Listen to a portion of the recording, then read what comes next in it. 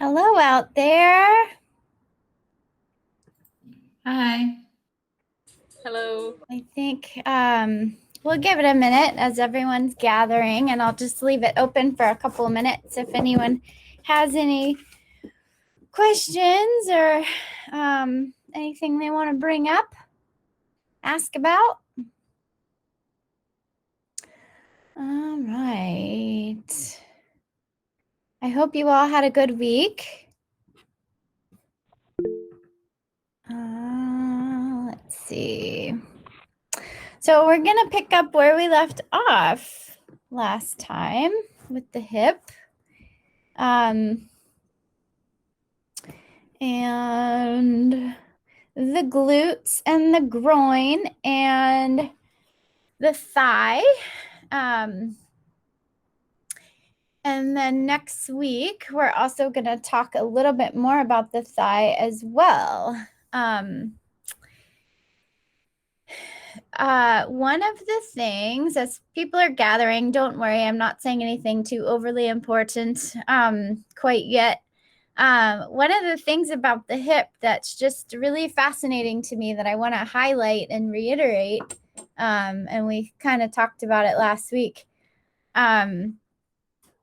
We talk so much about the hip flexors, and it's, when we really look at the anatomy of how the hip and the pelvis is stabilized, it's really interesting to me that the glutes and the adductors have more of a stronger relationship to the hip than what we think of as the quads, right? The quads have a lot of power. And when we run and we walk and we do all of these forward moving activities, the quads often propel us through space sort of effortlessly. But most of the muscles we know as that structure actually just bends the knee. So all these little dusty corners, the glutes and the adductors and the structures that tend to get ignored a little bit, or just they're not inherently as strong, really have an important structural relationship with the pelvis and the hip and the integrity of that important structure. And I've mentioned this before, but I often think about the shoulder and the scapula and the whole shoulder girdle, right? Kind of relating that to the pelvis. And it's interesting to think about all of the back muscles, right, that actually stabilize and move the shoulder.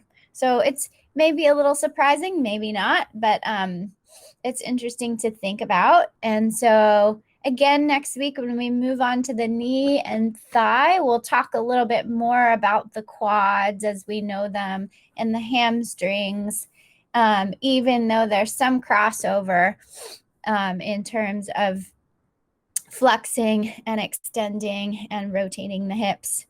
But yeah, I find it fascinating and interesting, and I hope you do too somewhere. All right, so I think we're still waiting for some more, but we'll jump in.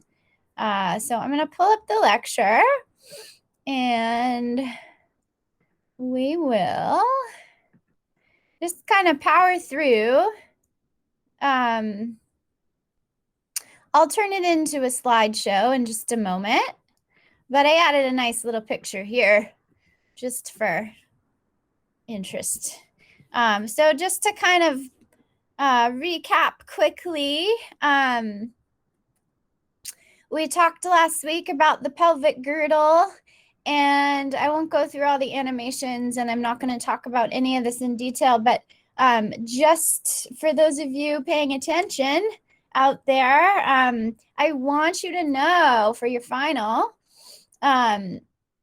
I want you to know which bones come together to form the pelvic girdle. So that's on this slide. You don't have to know how many different muscles attach to the ilium, but I find it so fascinating and clinically relevant. And then so that picture actually was the floating around. It was incorrect. I corrected it. So adduction is medial, right towards the midline. And then I popped an abduction picture of the hip in there too. So adduction, we're moving the leg inwards or medially, and abduction, we're moving the leg laterally. And we're not rotating the hip at all. Internal rotation and external rotation are slightly different. We don't have to move the leg away from the midline in order to rotate it. It can stay neutral. So if we internally rotate, I don't know what position you all are sitting in. You can stand, or if you're sitting in a chair, if you just bring UB60 out, right, and the hip joint shimmies on in like that, that's internal rotation. So even though the foot might go out laterally, remember when we're talking about rotation, we're pivoting around the joint itself. So we're not talking about the knee or the ankle or anything like that, nothing downstream. It's the joint socket itself. So internal rotation is medial and external rotation is lateral, right? So kidney 3 kind of goes towards the midline, but the knee goes outward and the pivot in the hip goes outward. And then we talked a lot about anatomy, but maybe this slide isn't so overwhelming anymore because you're kind of familiar with these muscles now, right? So the major hip flexors are the iliopsoas, which are the psoas and iliacus combined, and the rectus femoris. So think of stomach 31 when you think of that muscle, right? So that big central quad. And that's a 2-joint muscle, right? So we'll talk about it next week, but it also extends the knee, or flexes the knee, sorry. And then the extenders, we didn't talk a lot about biceps femoris. We'll talk more about the hamstrings next week, but gluteus max is the big hip extender. And then there's a lot of hip rotators. Glutes are huge in internal and external rotation. And then abduction out to the side, we've got our TFL. The glutes, again, they've got an important job to do. And the sartorius, that big, long muscle that kind of crosses the upper thigh, right up at the crease of the hip down to the knee. It's a very long muscle. And then the adductors, which are deep along the kidney, liver, and a little bit of the spleen channel. So we talked about all of these and their motor points. So we won't go over that again. I'm just going to kind of fly through and bring us back to where we left off. And we're going to talk about how to test some of these muscles and figure out who the culprit is. So we kind of left off here. We're going to start at physical exam and diagnosis, but the cross pattern is another common scenario, right? So lower cross is what we're talking about now, where it's so common to have a weak core, and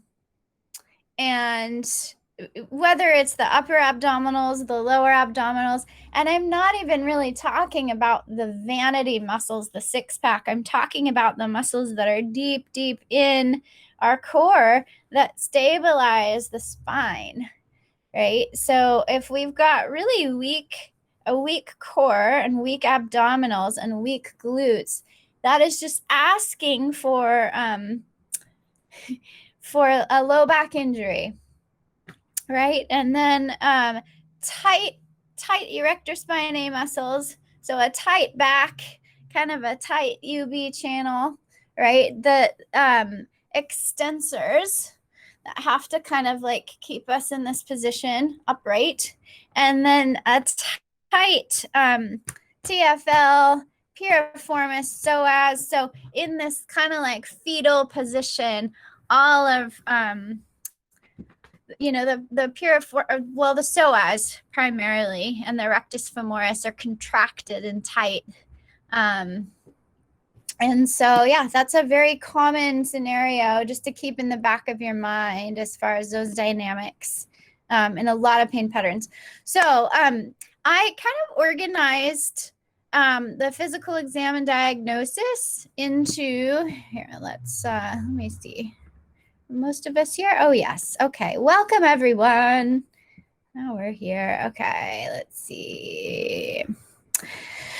So I organized this into sort of like location of hip pain. So I want you to be able to recognize that and sort of in the back of your mind screen for what you might be thinking about when a patient comes into your office and they say they have hip pain. That can mean so many things. So there's the anterior hip or groin pain. That has implications sometimes that are more serious if we're talking about the actual hip joint itself. Although in clinical practice, you're likely to find out that an actual true hip joint pathology is a little less common unless you're dealing with somebody who's elderly or it's sort of an age-related degeneration. But a lot of athletes and very active, healthy people come in concerned about their hip joint. They're worried, oh, there's something wrong with my hip. So it's really good to be able to know whether or not that's true. And then you can assure them that, acupuncture can be super helpful at restoring the balance in the pelvis and that mobility. And it's likely other soft tissues, but you want to be able to know the difference, right? So if we're talking anterior hip and thigh pain or pain along the groin, as we know and talked about, the true hip joint is really the groin, just because of the fact that the femur goes up, hooks are hard left and right towards the pubic bone, right? And kind of locks in quite medially towards the groin. So that's where, if you see this little red area, that's where you're going to feel the pain. But an adductor strain on the inside of the hip or a hip flexor strain right around stomach 31 or the iliopsoas attachments, that's really common, very common. So you want to tease through those. And then gluteal pain in the back of the hip, so to speak. We've got to tease out whether we're dealing with piriformis syndrome or a gluteal strain. And then the lateral hip is, what we've repeatedly talked about, how patients often will point to the outside of their hip and say they have a hip pain and they're worried about the hip. But oftentimes that's glutes or maybe bursitis on the greater trochanter. So that is very highly treatable. You can reassure them. And IT band syndrome is another one you'll see pretty commonly, but that actually refers to the knee. So it wouldn't likely be a whole lot of pain in the hip. But just, I want you to think about that in terms of how to orient yourself when you're kind of thinking about a differential diagnosis. And this by no means is a complete list, but this is sort of just a small handful of really common things you're going to encounter clinically. So we kind we sort of left off here, right? The hip flexor strain. And so the hip flexor strain, very common. And it's a common sports injury when there's a lot of forceful elongation of the hip flexors and power going forward. So like running, kicking, soccer, climbing too, because you're really loading those hip flexors sometimes in gymnastics, dancing. I mean, there's a lot of activities that could possibly strain the multitude of hip flexors that we're talking about here. So it could be pain in the anterior thigh, and it could be lateral, sort of anterior, medial. I mean, it could cover a wide range, right? And just generally, we'll talk about this in the treatment, but this area of the body responds well. It's pretty young, right? So you can treat a lot of different structures and get results, probably better results. There's a lot of forgiveness in treating the glutes and the hip flexors. So you hear time and again. I just heard this yesterday, maybe even twice. And I work with amazing athletes that do multiple. I saw a patient yesterday. It was so, it blows my mind. He's 60 years old and he's about to do his 8th Ironman, which to me is like, that's I don't know if you know what an Ironman is, but it is it's a very robust triathlon. It's a lengthy swim. I want to say 2 miles ish. And then it's a 100-mile bike ride. And then you get off your bike after you've done all that stuff and you run a marathon. So, that is insanely difficult. And people train all year round for these things. Even a half Ironman is extensive. So, this person is very, very healthy, but the last marathon they did at mile 20, they started feeling really intense pain in the hip and finished.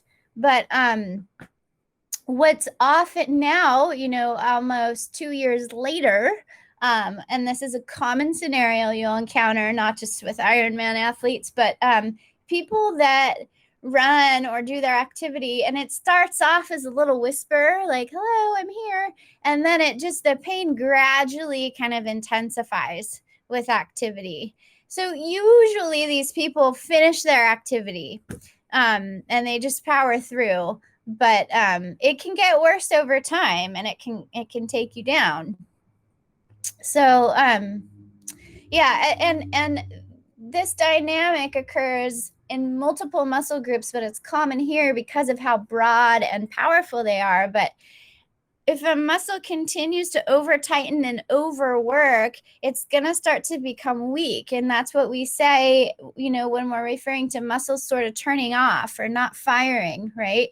So there's a lot of muscle fiber in a broad area. So a segment of that muscle can have a lot of adhesions and scar tissue, and the fascia can just kind of be tightened around the muscle like saran wrap. We've kind of talked about that.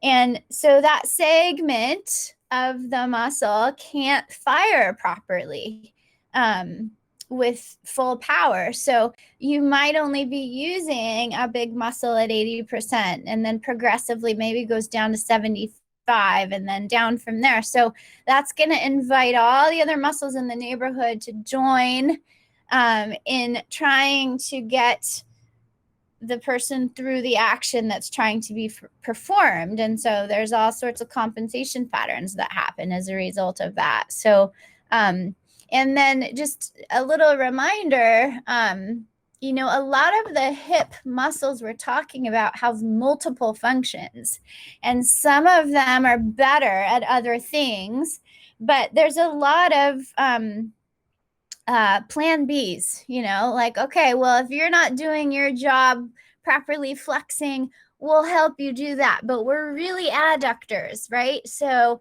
we're not as good as at flexing, but we'll try to help. And anyway, so that's what happens. So in a hip flexor strain, if someone says, their thigh hurts or it hurts kind of in the groin, and you check, we'll talk about this, but you check and like crossing their legs doesn't hurt. It's kind of maybe more lateral to where the true hip joint might be. You want to tease through and check about the 5 muscles that are commonly affected, right? So the iliopsoas, which is there, the rectus femoris, which is there, TFL. So yeah, rectus femoris, think stomach 31 and that whole chain, right? TFL is like gallbladder 29 area-ish, right there. Sartorius, broad area down the medial leg that kind of traverses the liver, kidney, spleen channel. And then the last one, oh, can we even see it down there? Pectineus, right? Oops. Right there. So pectineus is sort of medial to the iliopsoas attachment. It's getting closer to the true hip joint, but you often feel adhesions in there. So how do we know, right? Well, let's talk about it. But first, I want you to know this, and this is going to be, this is on your key points list. I want you to be able to know how to chart a finding in a manual muscle test, right? So I did it kind of backwards here. A variation of this is in your lumbar spine or your spine lecture, but just to recap, and this applies to other muscle groups too, right? But let's say you're testing gluteus maximus. So you would say gluteus maximus is 5 out of 5 on the left versus 4 out of 5 on the right? So that's the kind of thing you're going to want to chart when you document these findings. So 5 out of 5 means full strength, pain-free against resistance. So you let the muscle, you manually muscle test it and all is well. You can't take them down. Now be sensitive here when you're trying to, we call it a break test, right? So you're asking a patient to put a certain part of their body into an action that isolates muscles and causes them to recruit in order to hold that position. And so you're manually breaking them out of that while those muscles have to try to keep them there against resistance.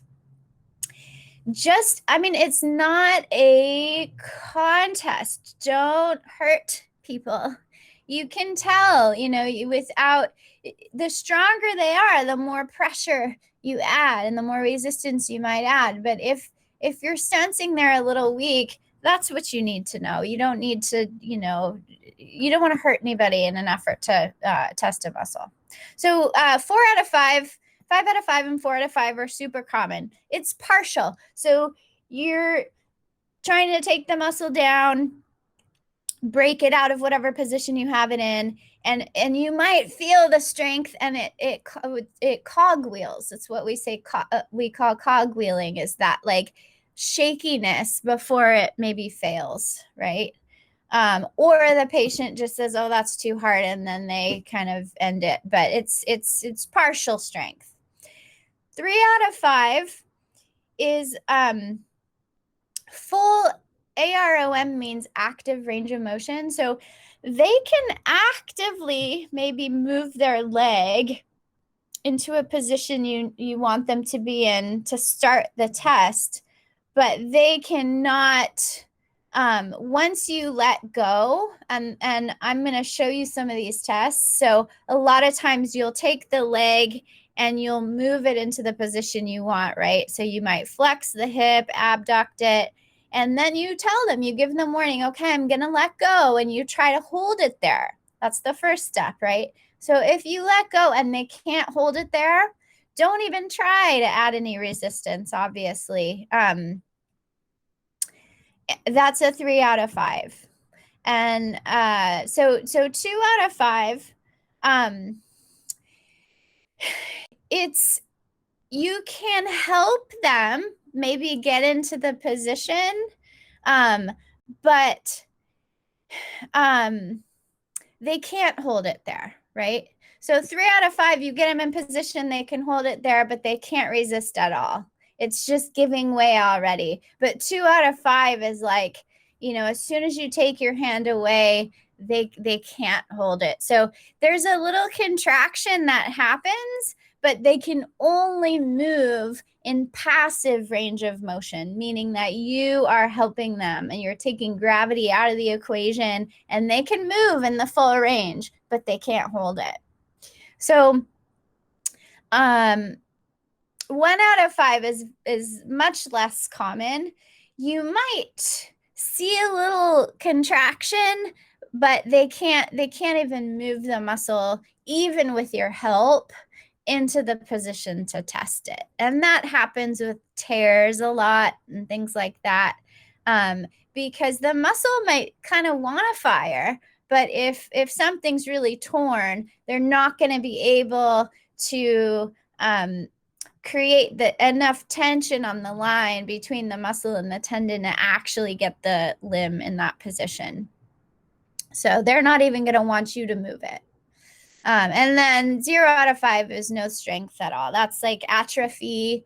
You don't even see a contraction. And seeing and feeling a contraction is subtle. So sometimes, and we'll talk about this in the glutes, but sometimes you just have to feel it, right? So you might feel the muscles start to fire, but feeling it sort of initiate movement and actually moving it are two different things. And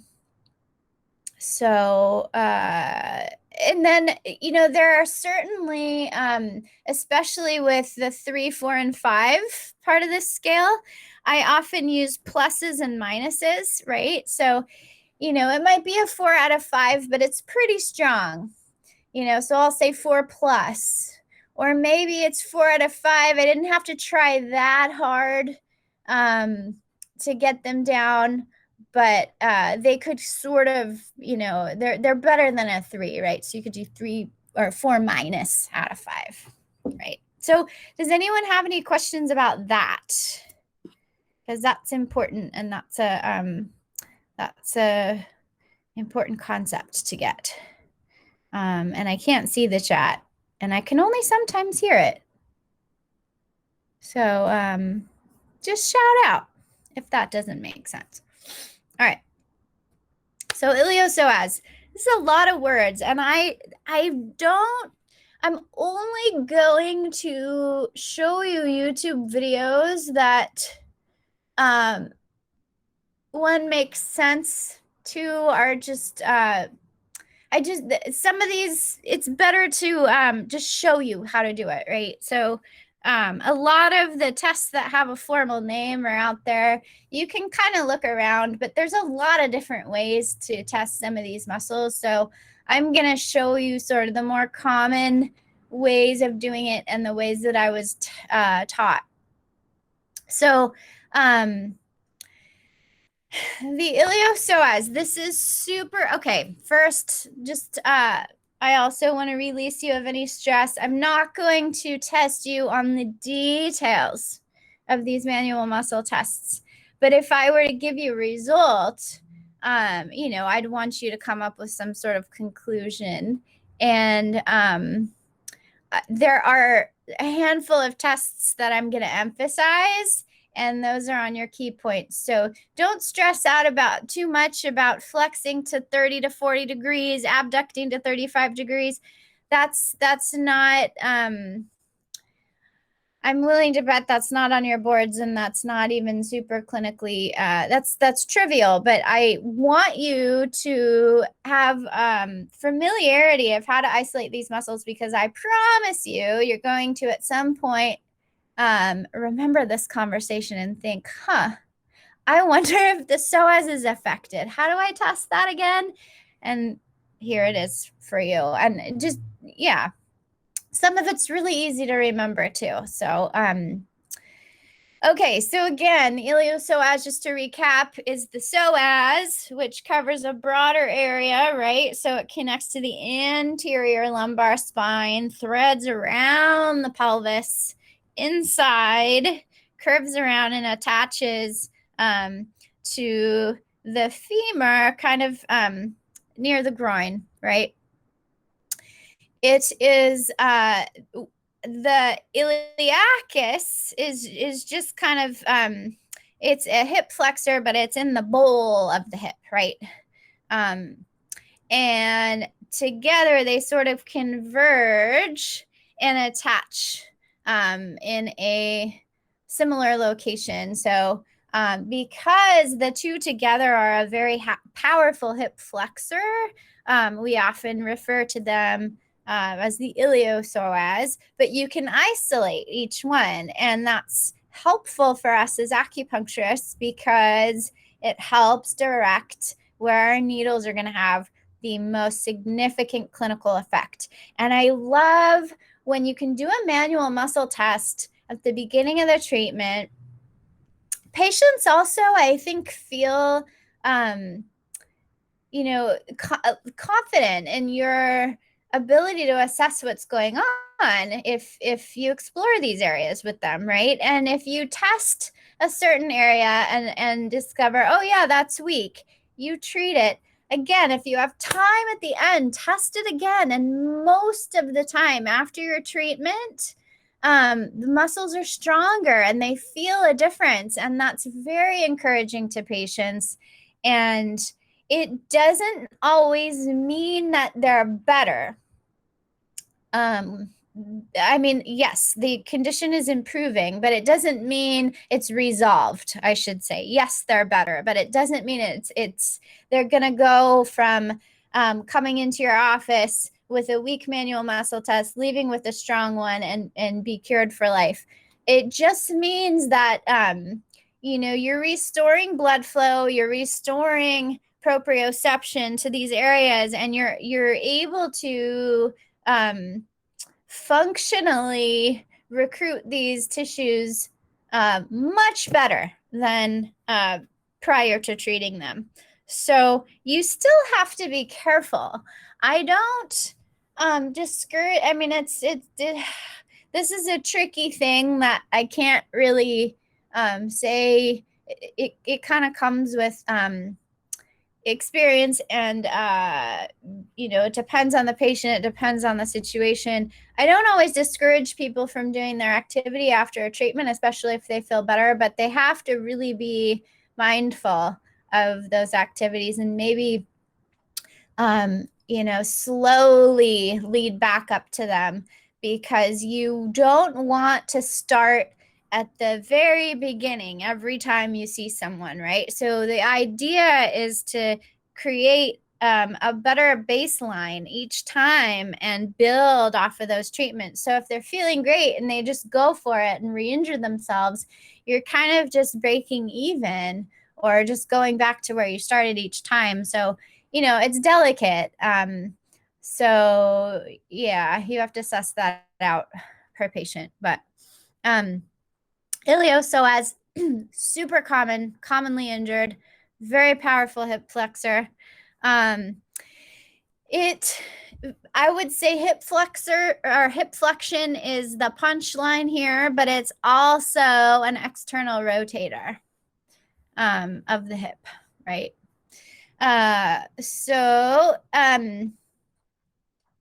Yeah, it's often associated with posterior pelvic tilt and decreased lumbar lordosis. So, like a flat back, right? This is kind of, we're kind of talking about that lower cross syndrome again a little bit, but really common in low back pain too. So you can isolate the psoas and the iliacus, and that would be the difference between the psoas treatment I showed you last week And, maybe going into gallbladder 27, sneaking around that area. You could do them both. But what we're going to do, we're going to talk about all 5 of these. And we're going to see how this goes. Because as you know, this is the first. Oh. Is my audio still breaking up for you, Melinda? Is everything good? No, I'm okay now. It was at the beginning. Thank you. Okay. All right. Yeah, Did you mine hear does me? that too. Sometimes I can hear you. Yeah, yours is breaking up a little bit too. So maybe that's what's happening. So just give me a shout out. But I'm going to get on my yoga mat and I'm going to walk you through how to do this. And I'm going to try this and I hope it works. Because I don't have a buddy here, but I printed out the slides so I can take them with me and read along with you all and show you what I'm talking about. So we'll see. This could completely this is either going to go well or not. But we got to get creative in these trying times, don't we? All right. Okay. Let's see. So we're going to use our imaginations a little bit here. All right. So I can't really see the PowerPoint and myself. So that's why I printed out the slides, but I'm going to kind of jump back and try to keep our place. So follow along with me, okay? And I'm going to... that's a terrible view of myself. I can really only see a teeny tiny little screen. So feel free to shout out if I need to adjust, but I think I can I can see out there. Okay, iliopsoas. So this test is with the patient in supine position. And it's helpful when you're manual muscle testing to kind of think ahead in terms of how you want the patient on the table in an order so that you're not, and I'm guilty of this too as I'm kind of thinking through, what to test. But you don't want to have the patient, especially if they're in pain, okay, lay on your back, now on your side, now on your stomach, now stand up, now lay down. So you want to try to test as many things in the same position as possible. So wherever I can, I've given you multiple options for doing the test supine versus side lying. Can you hear me okay? Because I'm a little further from the mic. Yes, we can. Okay. You're fine, yes. Yeah. Okay, great. All right, here we go. So iliopsoas, the patient is supine, and so we're flexing the hip to 35 to 40 degrees. Now, okay, how far is that, right? If you don't have, I'm gonna try to talk really loud. If you don't have a way to measure that, just know you eyeball it. So 90 degrees obviously is straight up, right? So 45 is half of that. So we're talking just a little bit lower. So we're not going too high. We're below 45 degrees, okay? So we're flexing the hip just a little bit, and I would test the psoas first here. So go up a little bit, couple feet, maybe off the ground. Then you abduct the hip, AB, duct the hip, so you want to bring it out, right? And then externally rotate, so toe towards ceiling. So I'll do that on this side. So flex, AB duct to about 35 degrees. So you don't want to be at 90, you don't want to be at 45, you just want to be about the same level out as you are up, if that makes sense. And then you externally rotate the hip. So toe towards ceiling or lateral ankle towards the ground. So that position. I don't know which is easier to see. Follow the Wu-Tang shoes. All right. So then you put your hand around the ankle and attempt to just bring the leg down. So if you want to then isolate iliacus, it's the same thing. You just go a little higher. So you're going to about 60 to 70 degrees in the starting position. So you're not going 90. You're not going 45. You're going high.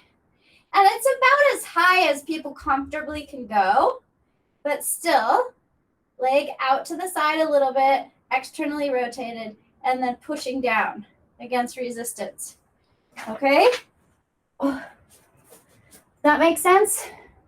Do you see that? That was really helpful. Thank you. Oh, yeah, good. And you know what I used to do? Because manual muscle testing was always, it takes practice, and it's hard to remember, right? So I used to make myself a little chart, and I'm not going to do this for you. I'm going to, for those of you who want to, I would make a little, it's okay to write on paper and then transfer your notes electronically if you do that. And you can make little manual muscle test sheets for yourself. So you could say, you could make one for hip flexor strain, and you could have, psoas, iliacus, rectus femoris, and then you can make a little box that gives yourself instructions on what I just did. So, if language like flexion, extension, external rotation is kind of difficult, write it out however you need to, leg towards me, you be 60 to the ground, toe towards ceiling, stuff like that. And then have another box that says left and right. And then you can write in there, 4 out of 5, 5 out of 5. And that's helpful, because if you can't remember, but you want to do it, it's a good little sort of reference sheet for you to bring into the treatment room. Okay. Now, I have a question, though, based on that. So are you passively, are you helping the patient like lift their leg up there, like get them in position, and then you let go and just like push down and they're trying to push back up?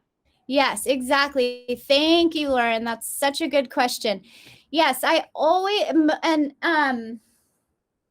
most of the time, I'll try to remember to give you exceptions to this rule, but most of the time I tell the patient to, just relax your leg, and I'm going to get it in position for you, and do it slowly again, because as we just talked about, the scale is assessing whether or not the patient can even bring the limb into the position, into the starting position, right? So if they can't even, with passive range of motion, meaning with you doing it for them, if they can't even get into the starting position, then that's a 1 out of 5 or a 2 out of 5 maybe.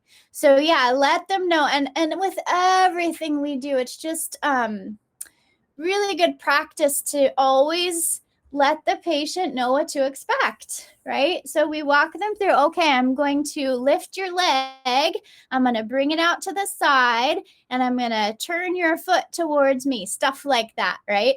Just walk them through it. And it's good for you too, to continually kind of, practice that way, because it helps you remember. And then you say, okay, I'm going to let go now.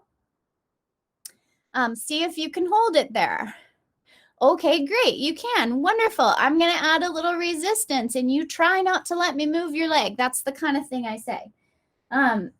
So again, use discretion if the patient's in a lot of pain and you feel them shaking a lot. Just, that's all you need to know.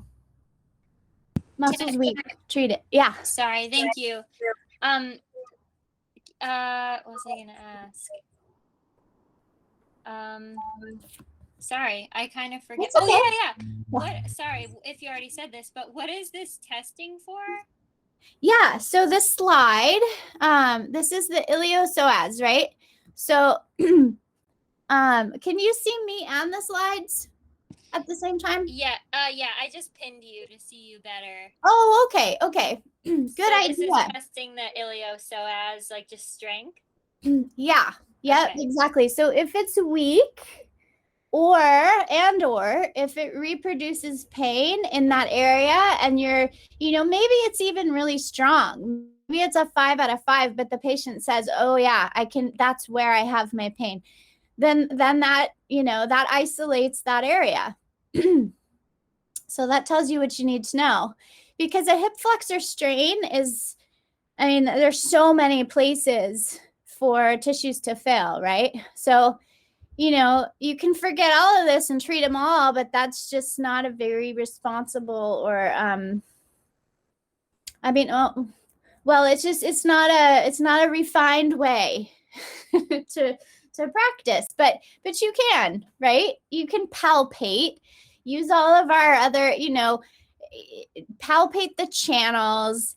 If the liver channel is painful, and if they point to the pain, treat the pain too. But this is trauma and ortho, so we're going to learn all these little things.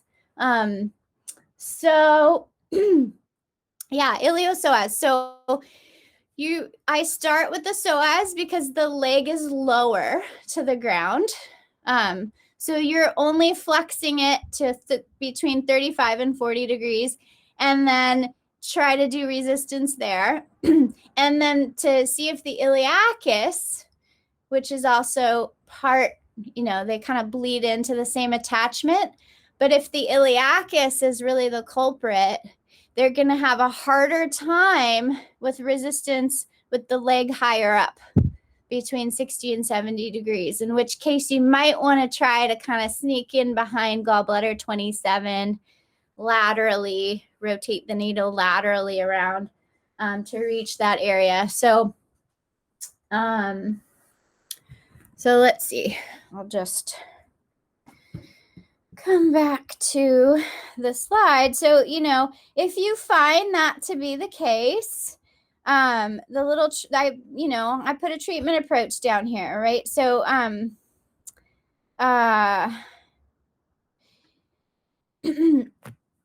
you can palpate for Osher points. It starts, the attachment of the iliopsoas starts to become, really tender, about 1 to 2 inches medial and slightly above stomach 31. That's kind of where they attach. So you got to be mindful of the femoral vein, artery, and nerve. It's really close to there. It can be as little as a 1/4 inch lateral to that attachment site, right? So you're palpating medial to it. So you really want to, 1, go slow if you're going to needle the attachment. And 2,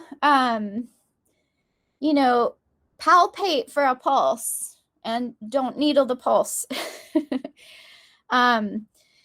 The psoas we talked about last week, going in the space between the rib cage and the top of the iliac crest, perpendicular, just anterior to the paraspinal. So, yeah. So does anyone have any questions about the iliopsoas, how to test it, and how to treat it? Just roughly. Okay. So let's look at rectus femoris. This is a super easy one, a easy manual muscle test. Okay. So you can pin me and I'll read to you if you want. Okay. So here we go again. So this is the rectus femoris. It's a 2-joint muscle, right? So it extends the knee and it flexes the hip, right? So flexes the hip and extends the knee like this. So kicking, running, jumping, cycling, skating, all of those activities. And if this muscle is weak or injured, then the pelvis can tilt posteriorly or anteriorly. So it, again, all of these muscles really have a strong effect on our pelvic girdle and the stability of it. Just like muscles in the shoulder really orient our scapula and shoulder girdle in the right plane, right? Okay, easy. This is easy. So tabletop. So patient again is supine. And we're flexing the knee. So I'll do it on both sides so you can see. So we're flexing the knee to a tabletop position, but then we're bringing it down slightly. So don't forget to do that. We're bringing it down to between 70 and 80. So again, don't worry too much about the measurement, but we don't want 90, we want slightly below. And that's our starting position. So that's how we position the patient. And then you can put your hand under the Achilles, under the Wu-Tang shoe, and that's your stabilizing hand, right? And then you put your driving hand here at He-Ding, right above the knee, and you attempt to push the knee just straight down into, this would be hip extension, right? So you just kind of break it out of tabletop. All right. So the motor point for that muscle, if you decide you need to treat it or want to treat it as a complementary muscle, stomach 31, but also if you go halfway between stomach 31 and the top of the patella, so extra point He-Ding, right at the halfway point between that line is another motor point. So just palpate along the stomach channel. So stomach, I often use stomach 31, 32, 33, and then maybe that motor point. And that's nice because that's 4 points, which gives you an even number of points to anchor your E-stem to, right? And electrical stimulation is great for hip flexors.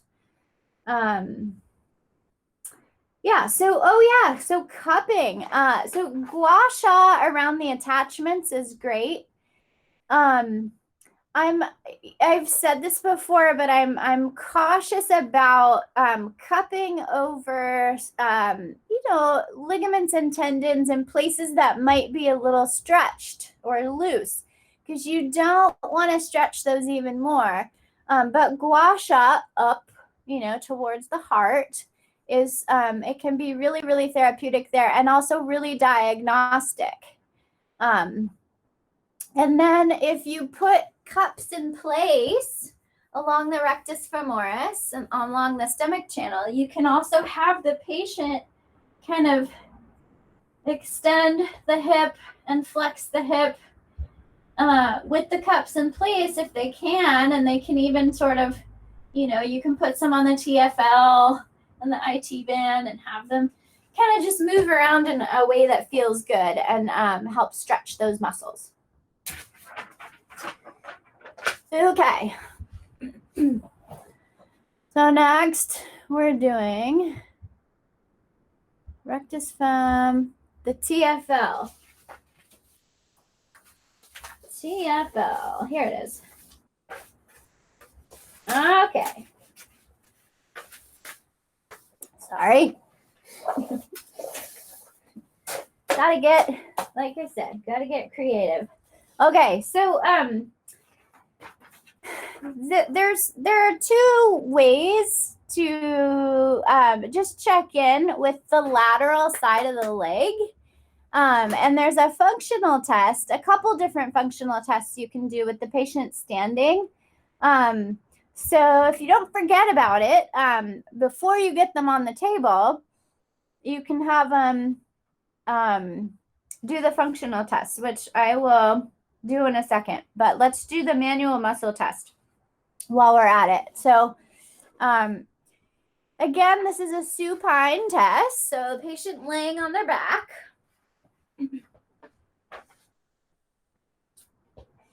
And then you're going to internally rotate the hip. So meaning toe in, right? Towards the medial malleolus. So the tip of the big toe towards kidney 3. So internally rotate the hip. And then you're going to flex it. Just lift it off the table just a little bit. It's only 15 to 20 degrees. So maybe like a foot and a half. And then you're going to abduct laterally about the same amount. Again, not very far. So you're going to bring it out a little bit. And then you're just going to attempt to push kidney 3 to kidney 3, right? So just bring the leg back. So in, up, out, and then push back into neutral.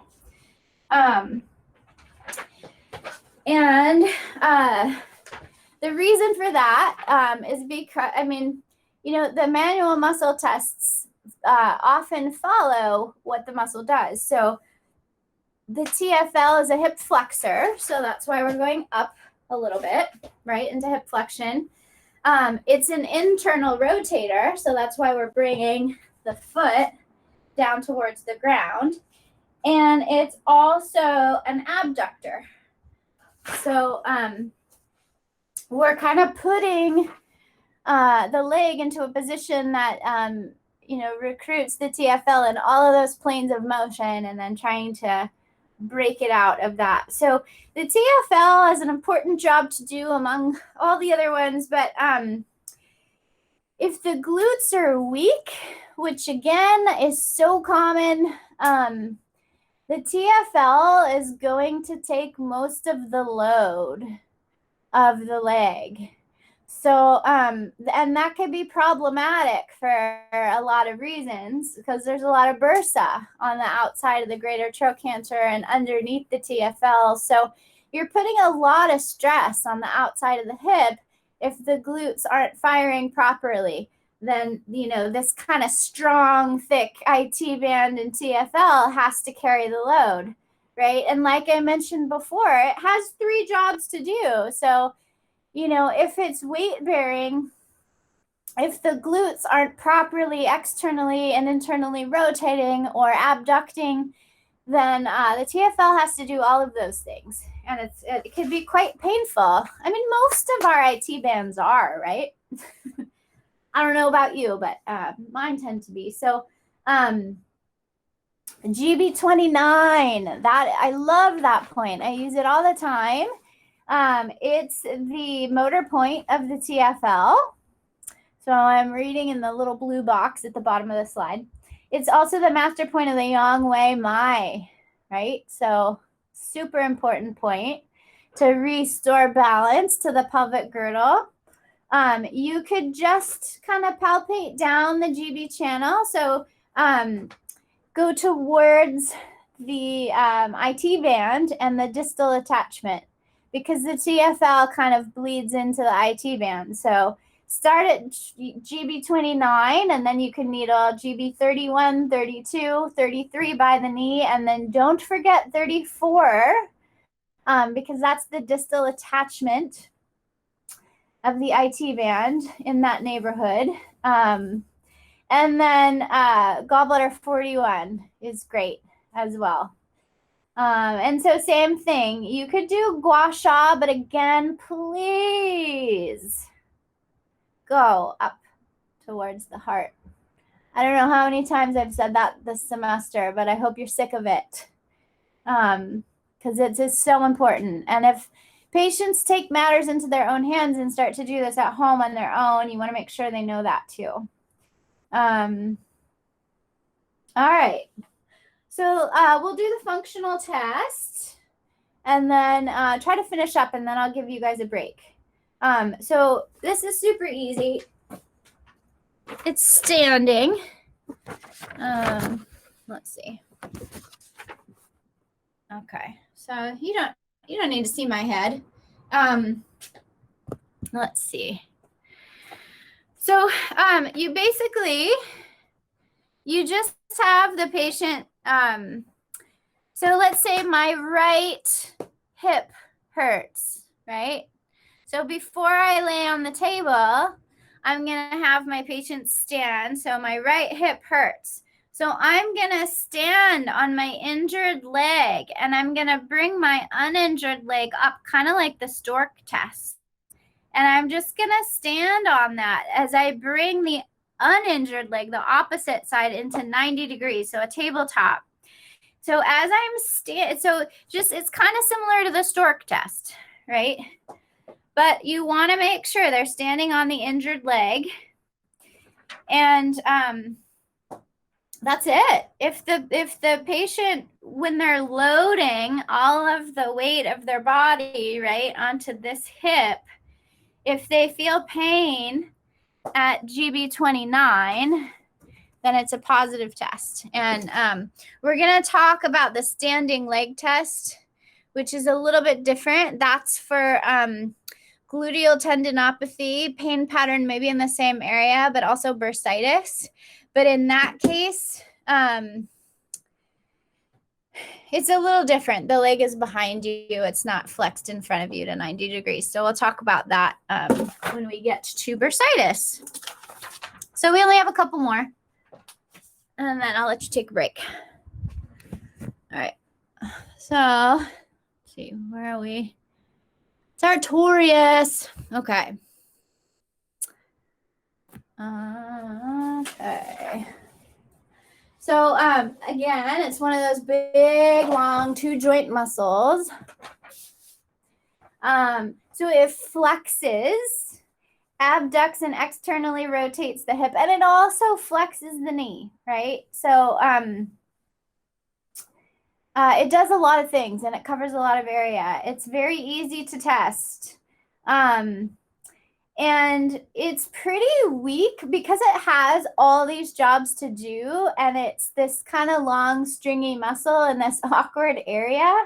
It's actually very commonly injured. Because if the psoas is weak and it's not firing, then the sartorius has to step in and compensate often for, all of those subtle balances and stabilizing the pelvis. So, all of these muscles we're talking about are equally important to think about and also commonly injured. So that's why I'm making a point to go over them. So this is super easy. It's just kind of you're essentially breaking the patient's leg out of a cross-legged position. So we're supine again. And so you take the leg and you kind of have them put it into a butterfly pose. And I have them do it below the knee. So you start with the patient's leg straight, and then you passively, and you're going to tell them, okay, I'm going to move your knee into position. And, there's no need to use fancy words with patients, and, they might not know what flexion, extension, even lateral or medial is. And I think I've heard a lot of patients complain about other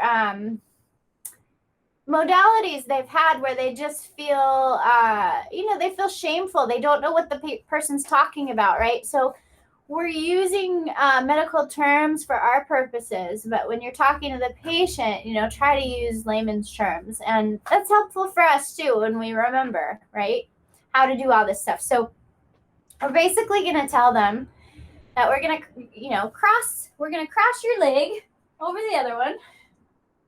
And but between us, right, that moves, what that does is it moves the patient's leg into knee flexion, because the sartorius also does that, right? Hip flexion, right? So if you do that, if you lift your leg, it's in hip flexion, knee flexion, right? Abduction, because the hip also, in crossing the knee, it goes out to the side, right? And then we're also externally rotating the hip. So this butterfly or cross-legged position pretty much checks all those boxes. But what's important, the punchline about this test is not as simple as crossing the leg over. You want to make sure that the knee is lifted just a little bit. So we're going to position it that way. So that's the little bit you want to remember with sartorius, is just to get that knee up a bit. Just like with rectus femoris, you want to get the knee down a little bit, right? So that's common to forget, that last little bit. So cross the leg over, below the knee, lift it up a bit. And then all we're going to do, you can leverage from hooding again and just above the ankle, but we're going to attempt to just uncross the leg and bring it back into neutral, right? So bringing it back into the original resting position, extending the hip and knee, bringing it back down. So easy peasy. I actually have a question for that one too. Yeah. So the goal is to get it back to straight. So you set them up like that, and then you want them to, like, what's your role in them getting it back to straight? Yeah, you're simultaneously doing a lot of things. So you're attempting to extend the hip and knee essentially at the same time. And then, those are the big ones, right? So as you uncross their leg, you're pulling down, but also out, and just unwinding all those actions. So instead of flexing the knee, you're extending the knee. And instead of flexing the hip this way, you're extending the hip back down to the table. You're not extending it, behind that far because you've got a table in the way, but you're essentially extending the hip because the leg's lifted too, right? So that brings it into hip flexion. So as you extend the knee and the hip, you're bringing it back in this position, right? And then you're not really, abduction, the patient,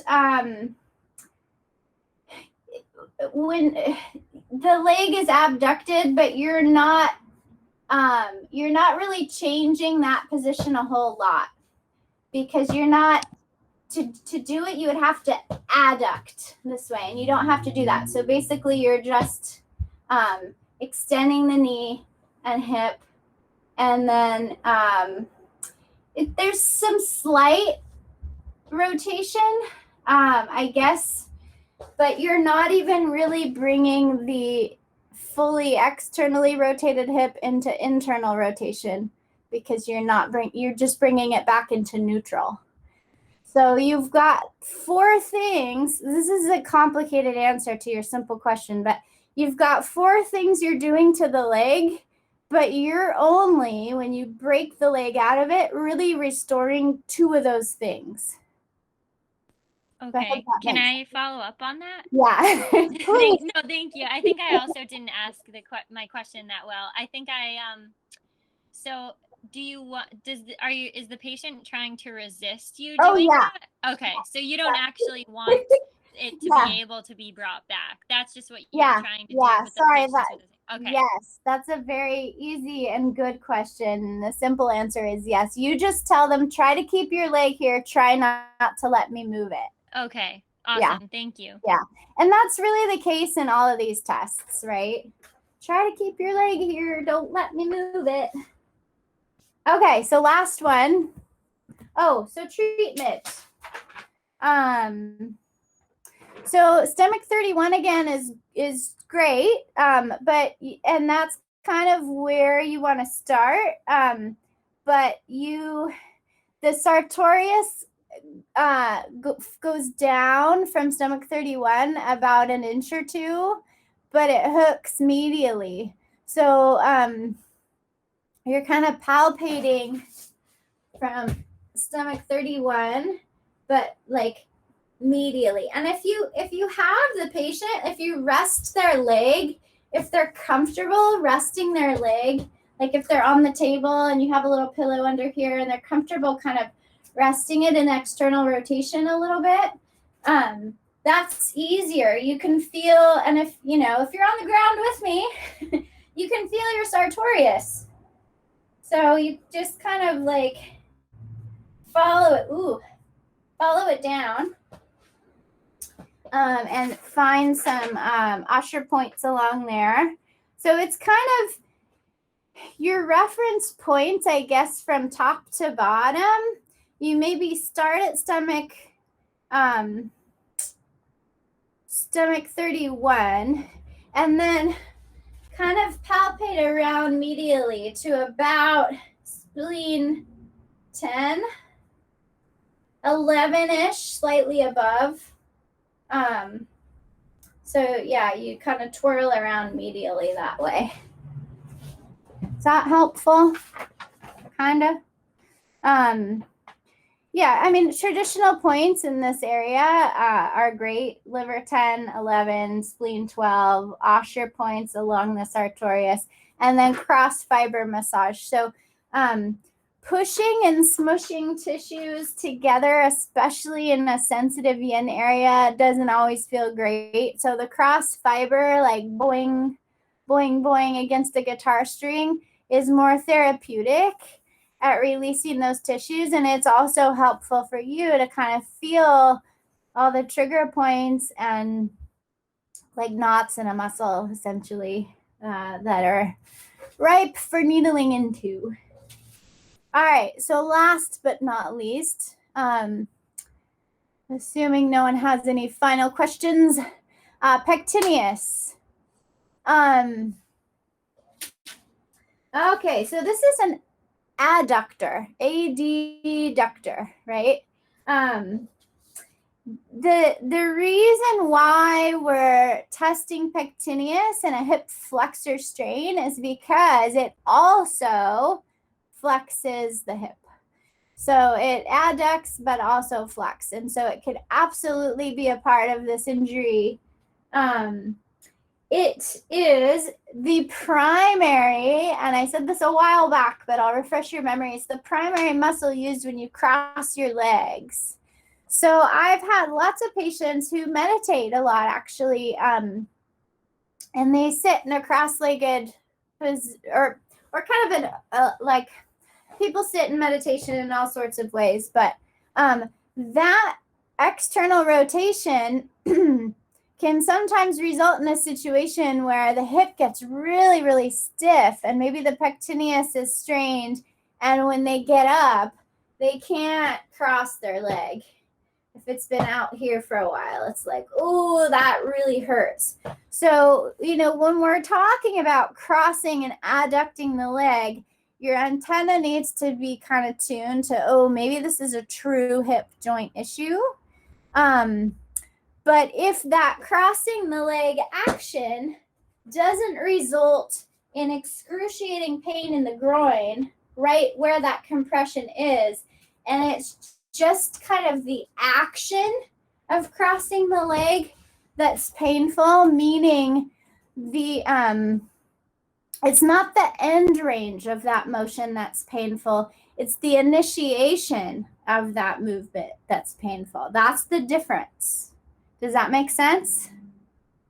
And we'll talk about that again with another test. But that's often the difference between like a joint and a muscle, a myofascial issue. So initiating the movement versus pain at the end range. Okay, yeah, pain is often deep, triggered by cross-legged sitting. Okay, so last but not least, we'll test the pectineus and then I'll give you a break. Okay.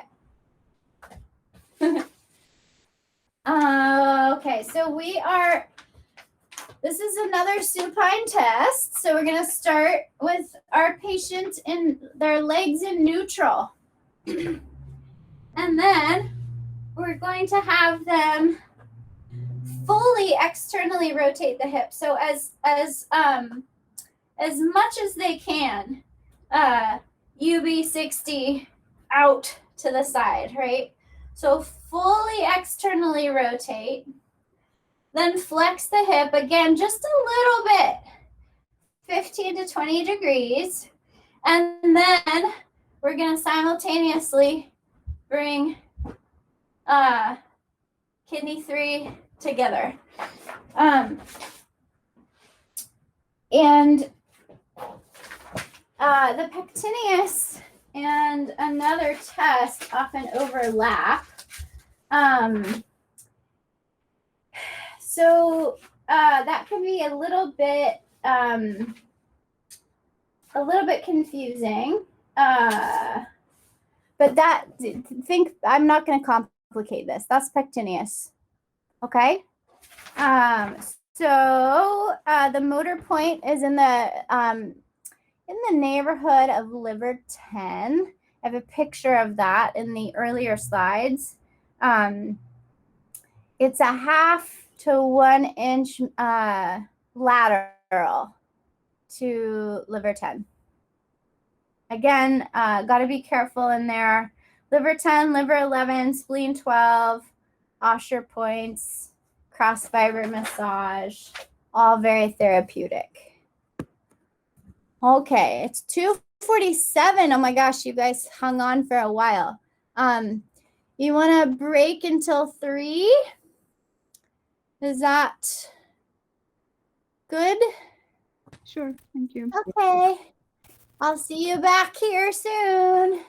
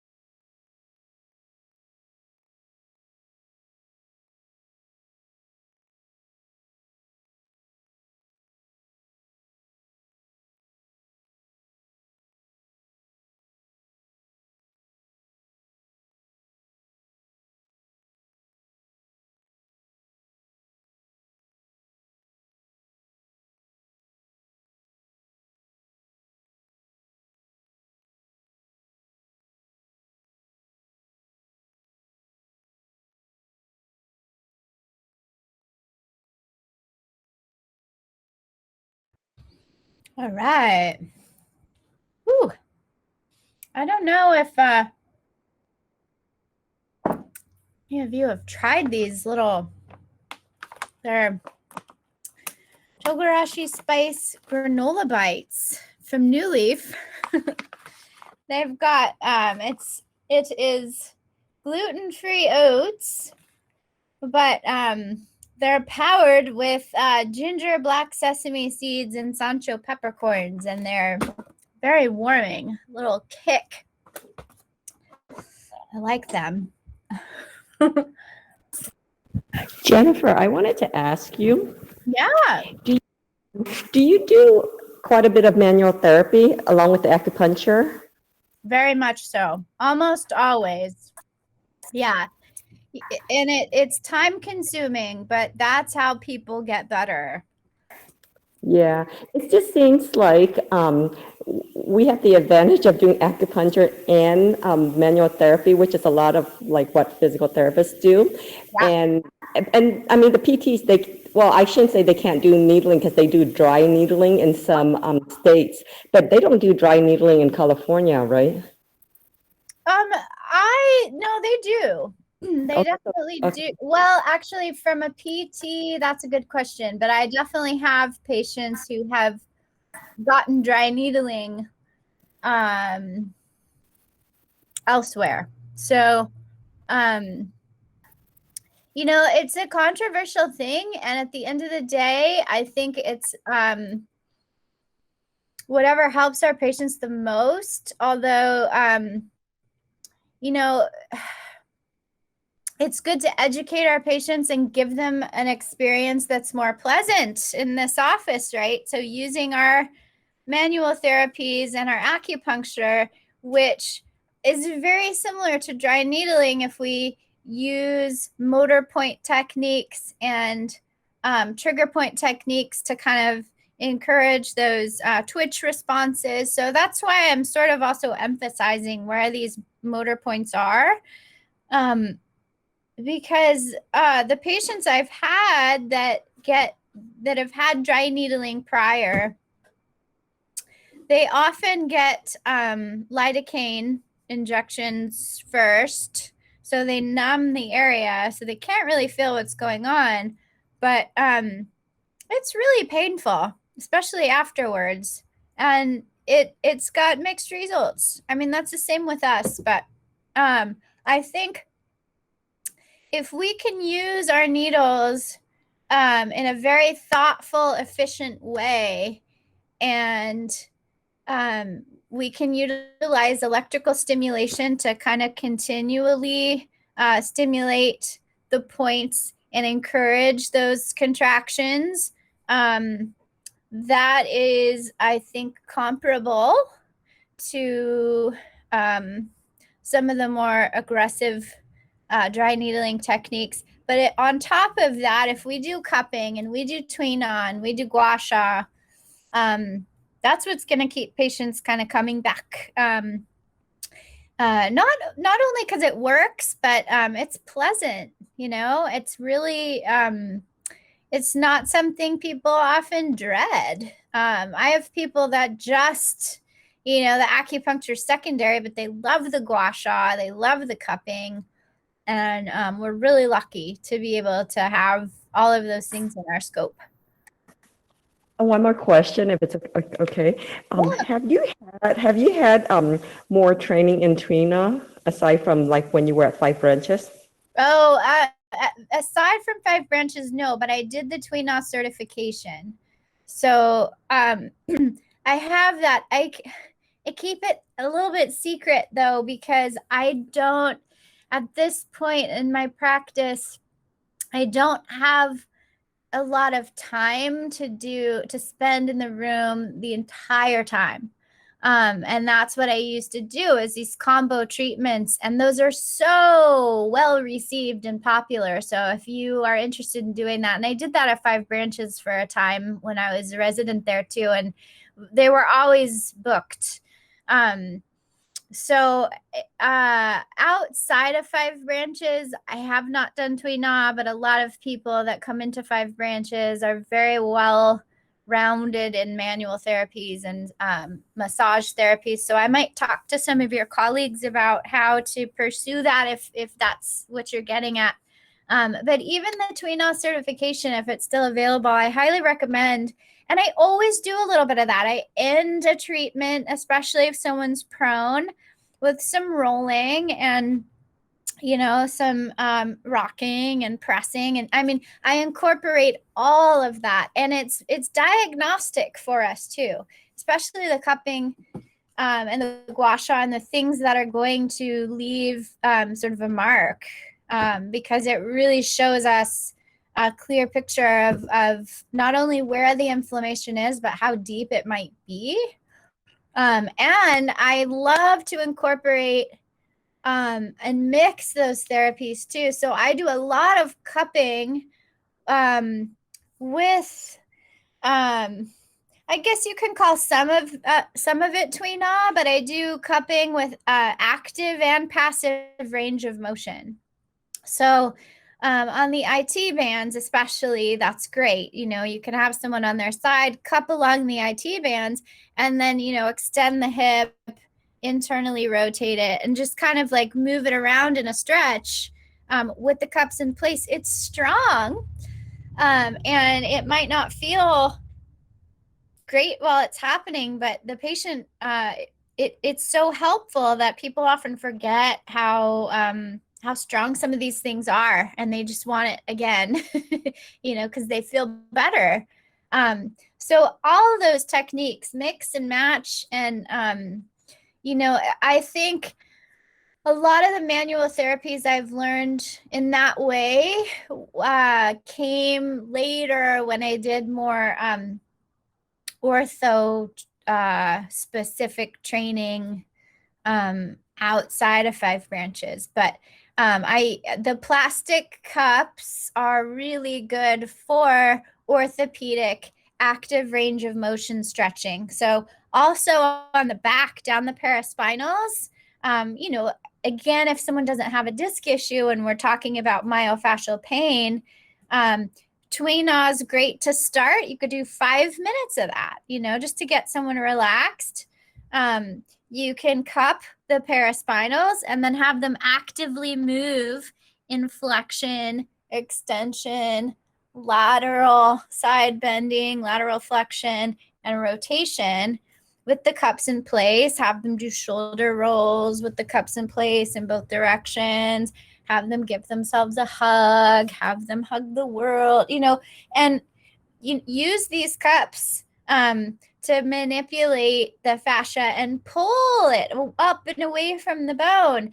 And, Tweenaw is great because there's a lot of active movement too, but pushing and compressing and smushing tissues closer together that are already sort of adhered to one another isn't always going to it might feel good in the moment as you're bringing more blood flow to the area, but at the end of the day, it might come back. So, pulling and elongating muscles and like drawing them up and away from the bone with the cups while somebody's moving, they might get more relief than they have in years, and it might be more sustained.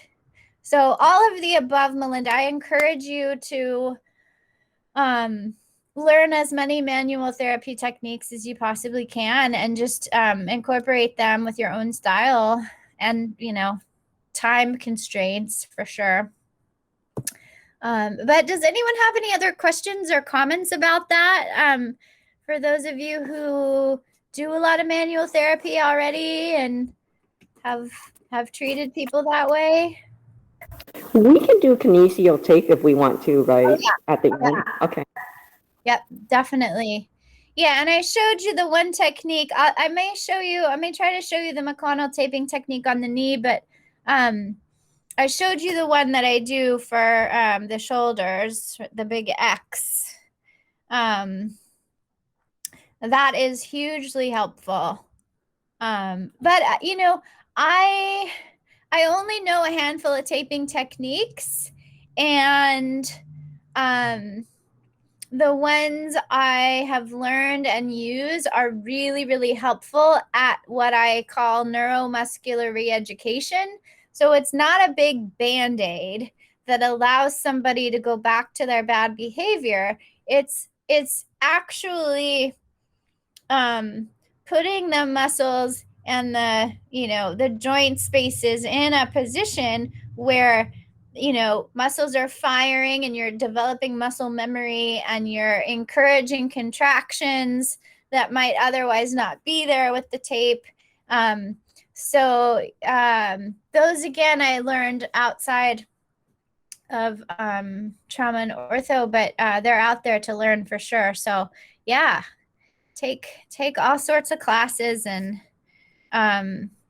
it's helpful whether or not you do orthopedics, because everyone needs help with their body.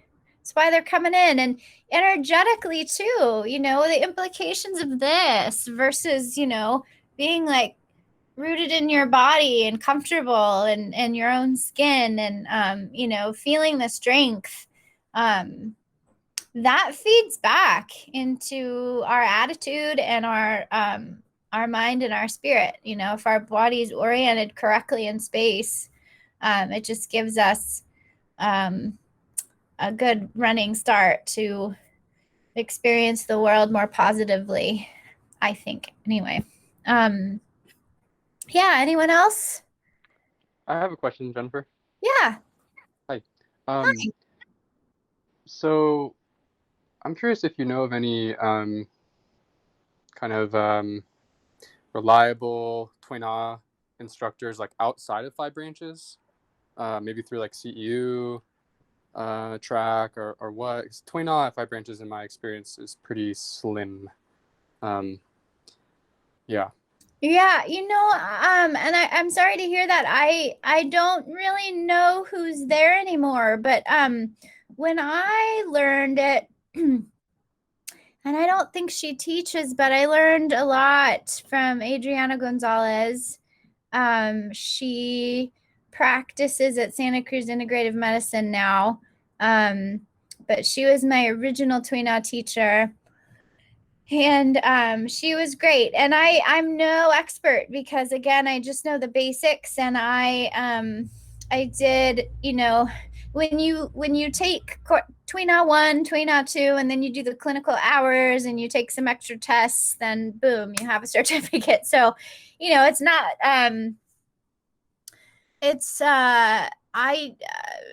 I understand maybe the interest in exploring that elsewhere.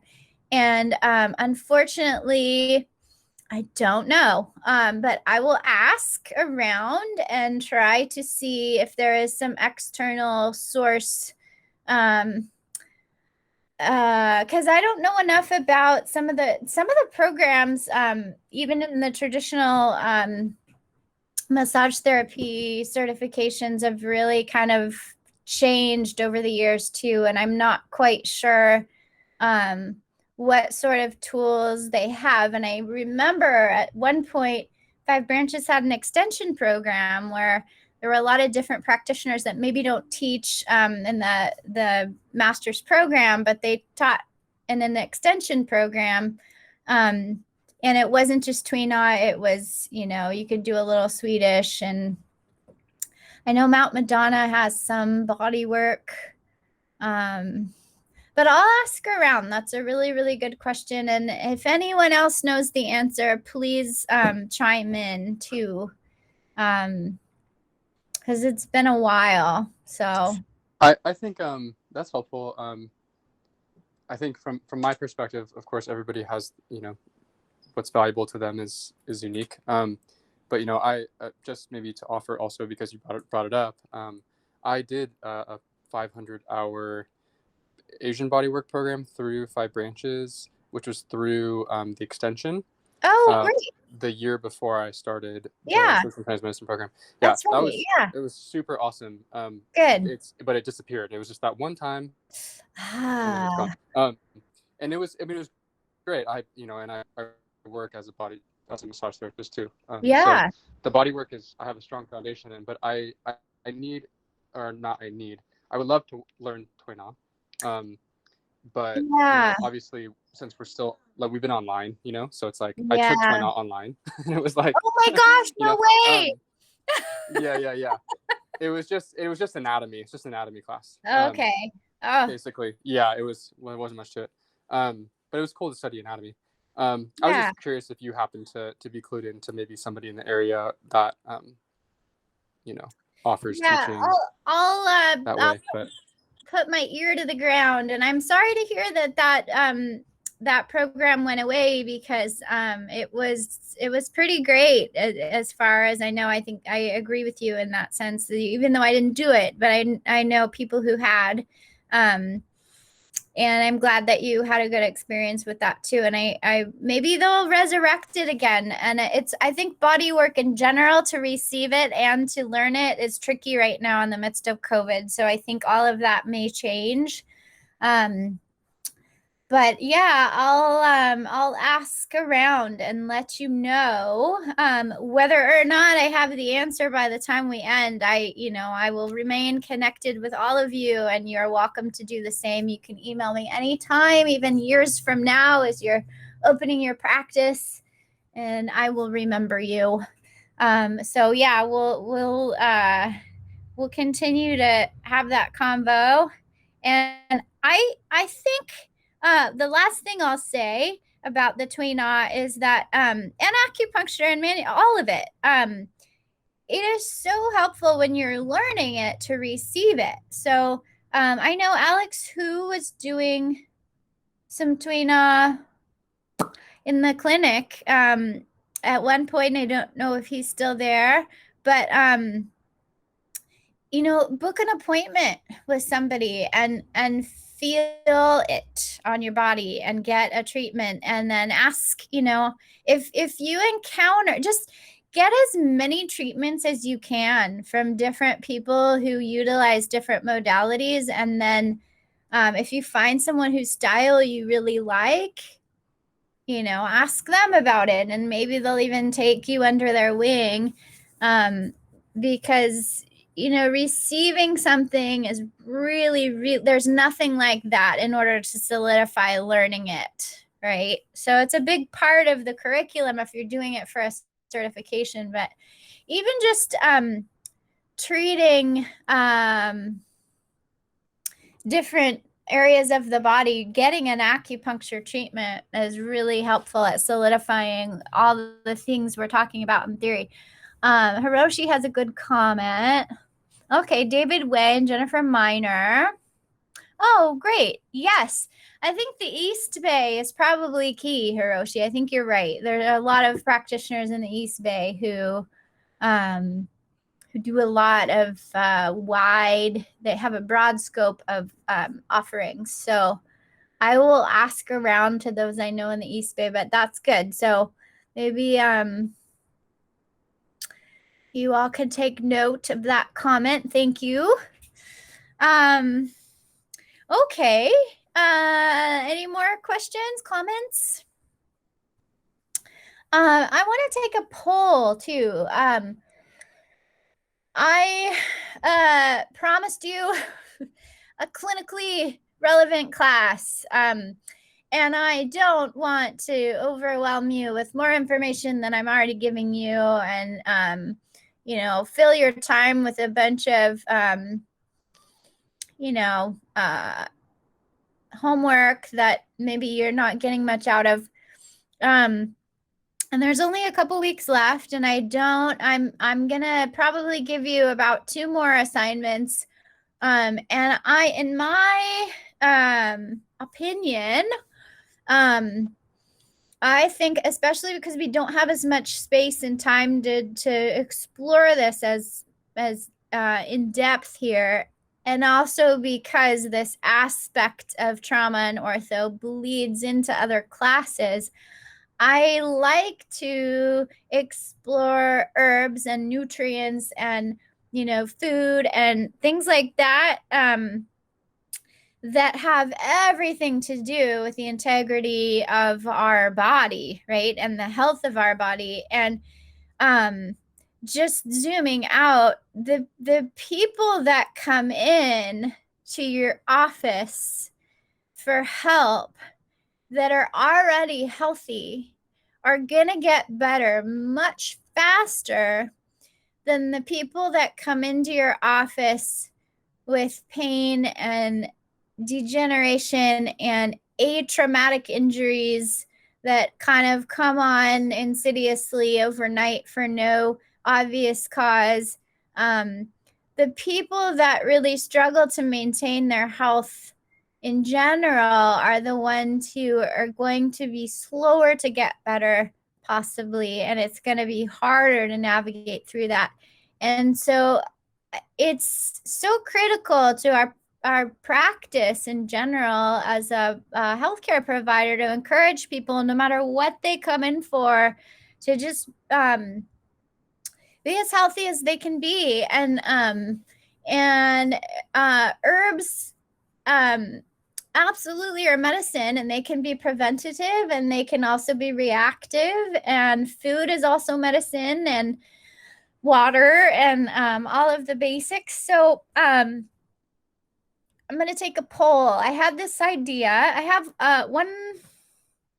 when we talk about the knee, I'm going to give you another formula to kind of analyze. I might give you a couple to compare and contrast that are specific to those body parts, because as you know, we have herbs that have an affinity for certain locations. And so I like to highlight that. But what I was also thinking I could do, and I kind of started this, but I don't want to overwhelm you. I think it would be nice, but I don't know how redundant this might be in comparison to some of your other classes. But if I were to give you sort of a spreadsheet, and each of you had a vitamin, right? One of you, and I would assign it to you. Vitamin A, let me show you what I'm talking about. And you guys can let me know if this is of interest or you think it would be helpful. Because I started doing this. Okay. So I'm hoping you can all see. So I put all your names here.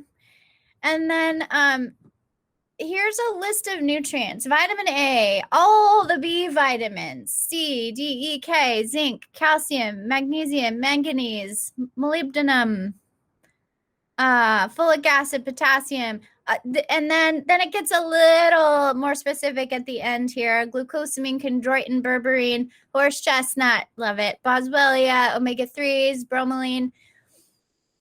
People are gonna come into your office with these supplements, and they're gonna say, should I take this? Or or you might be treating somebody and you could just see that they're deficient in a particular area, right? And we can guide them with their food, or we can guide them with our herbs, or we can guide them with supplements. And this is part of our world, and really helpful, especially for really stubborn musculoskeletal conditions.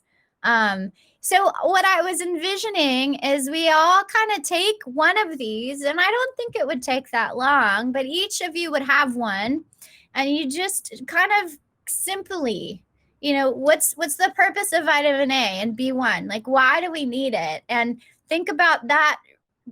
From some of these have multi-functions, but think of it sort of through a lens of trauma and ortho. And then what are the sources? Do we have to eat it? Like, can we eat it in food? Do we have to supplement with it?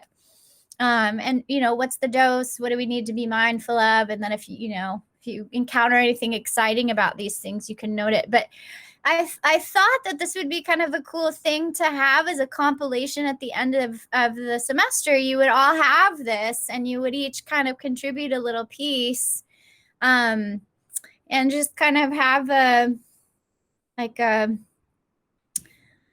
matrix of what these are for, because I have to often look them up. So I don't know. What do you think? Hello, Melinda. Okay, I think that would be helpful and useful. Okay. But I have another idea, and you don't have to it's just another suggestion. I love That's it. I love it. similar to that. Yeah, similar to that, and you may do it next semester, but what if like we all come up with like a dish or soup or something and then explain why it's good for your health, and especially the ones that are good for tendons and joints and muscles and ligaments. Oh, I love that. I love that too. Yeah. So, and you know what? I'm glad you mentioned that, because I was also going to say, I know for a fact that some of you out there are wonderful cooks and have this like very amazing culinary, these great culinary offerings. So, how about this? I think that matrix, it sounds like a couple people are interested in it. And I don't think it'll take time. It'll take as much time as you want it to, really. I mean, remember, this is for the class. So, be thoughtful about it. But some of you are going to go down a rabbit hole, and it might be hard to simplify this in a chart. And you might learn a lot in researching this stuff, but it's simple and it can take it. I don't think this will take a lot of time, but I was going to give you to the last day of class, or close to it, to complete the chart. But maybe what I'll do is, I really like that idea, Melinda. Let's do that. I'll give you a choice. So, for the next herb assignment, I will, because oftentimes anyway, after I give you the herbs, I'll tell you what it is and I'll explain it. So I'll give you a choice. You can either, if you're not so culinary oriented and that's just too scary and too much pressure, you can do a formula analysis. And for those of you who want to come up with that an amazing recipe, or share a recipe, or come up with a soup, a tendon bone soup. I love it. That's incredible. So you could maybe choose. So thank you. We'll do that. Thanks for considering it. Yeah, I think that's really helpful. And I love sharing recipes. And I in thinking about what's helpful, I was also thinking I might make you guys make like a patient handout of some kind. So I think if you're gonna do a recipe and share a recipe, think about it as though you were gonna give it to a patient. I have a ton of them that for people that are really they have a sweet tooth and they're looking for alternatives to sugar. I give them a lot of like healthy desserts and things they can make, or, I have a whole cabinet full of things like that. So wonderful. I love it. Okay, great. So I'll post that matrix today, and I just kind of like randomly assigned these things to you all. If you guys want to trade with each other, I don't care. But everybody has to be on board in order for that to be clinically relevant to you. And then, Christina, I think you're here. Are you here today? Yeah. So yes, Lauren, to answer your question, yes, you would be able to. I'm going to give it to you as a Google Doc. So everybody is going to be kind of working on the same document. And if there's any weird things that come up, I'll make sure it's compiled. But you'll all have a copy, so you'll all get to see what each other wrote. But it's I have something similar to this that I reference a lot, and it's so helpful. And also, there are some supplements that aren't so helpful, and patients just take them anyway. But So Christina, I think you're auditing the class, but I have you on the matrix. So if you don't want to do it, let me know. Or anyone else that's like taking it for not a grade, but okay, great, wonderful. Okay, let's jump back in. Because I want to finish the hip. 3:30. Oh, okay, we have an hour. Let's do this. All right. Okay, so we're going to talk about adductor strains next, but I just want to go back in time to the slide we talked about last week. I'm not going to go through all the manual muscle testing of all these adductors because one, I don't think that's super, it's helpful. You can do that later, but the hip flexors, because they have so many different jobs and those tests are quite different from one another and quite clinically useful, I think those are just good to be familiar with.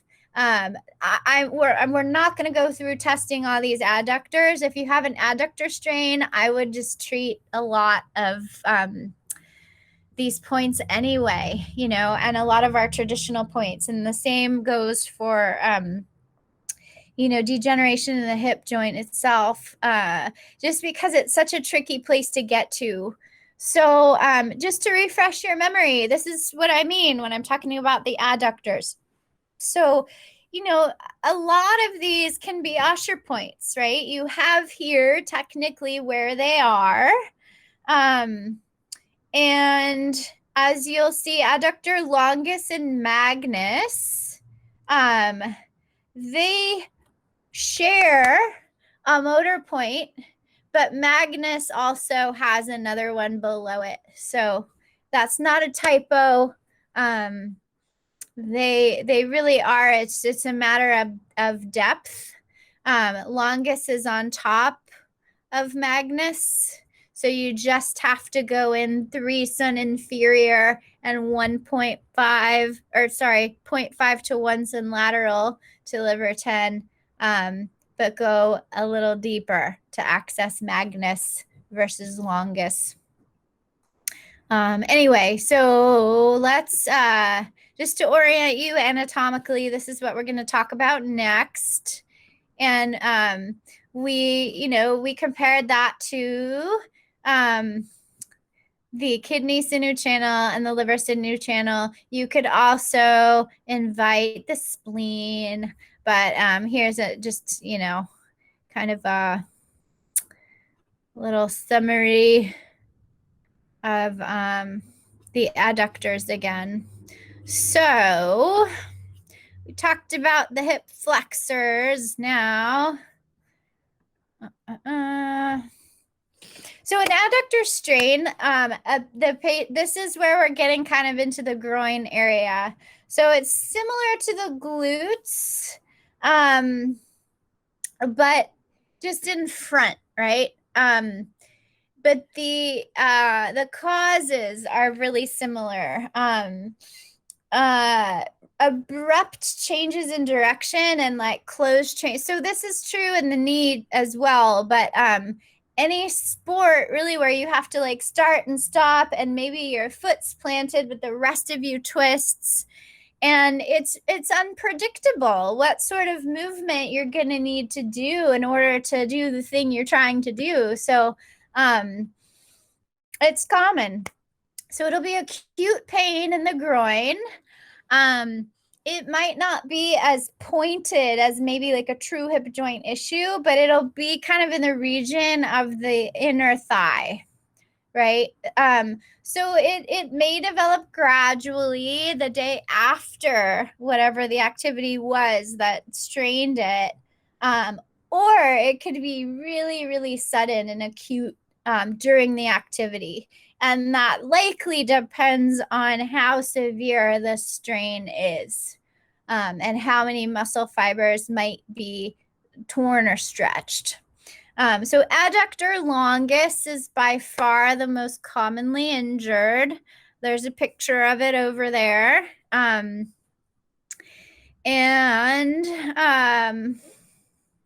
else do I want to say? Yeah, so like a hip flexor strain, it can be kind of mild to start. It could start as a whisper and then increase as time goes on or as activity increases. And patients might just power through, continue their activity. But again, just like the hip flexors and the glutes, once one goes down and the other ones have to compensate, you get a cascade of injuries. So I think because these points are in such close proximity to one another and they all share pretty similar functions, I would really just do kind of traditional points, palpating along these regions, knowing sort of how the anatomy is punctuated in the middle or the medial thigh. But this is a more yin area, right? So cupping, gua sha, it's not going to feel as good. You're more likely to bruise the patient here. There's a lot of blood flow, so you just have to be careful. I would say if you're going to do some manual therapy, tween on cross fiber massage, where you're going back and forth over the muscle fibers, is probably the most therapeutic. I wouldn't recommend gua sha so much in the adductors. Maybe some cupping, but again, just use your judgment and be careful there, because when we're talking especially about deep tissues, and as you can see, a lot of these are stacked, right? So the issue we risk in trying to reach these tissues with pressure is bruising tissue on top in an effort to get to that deeper layer. And bruising's not our goal. Okay, it's most of the case it's like a benign adverse effect, but bruises have their own healing enzymes and there's going to be a response there. But ideally, we don't really cause a lot of that, right?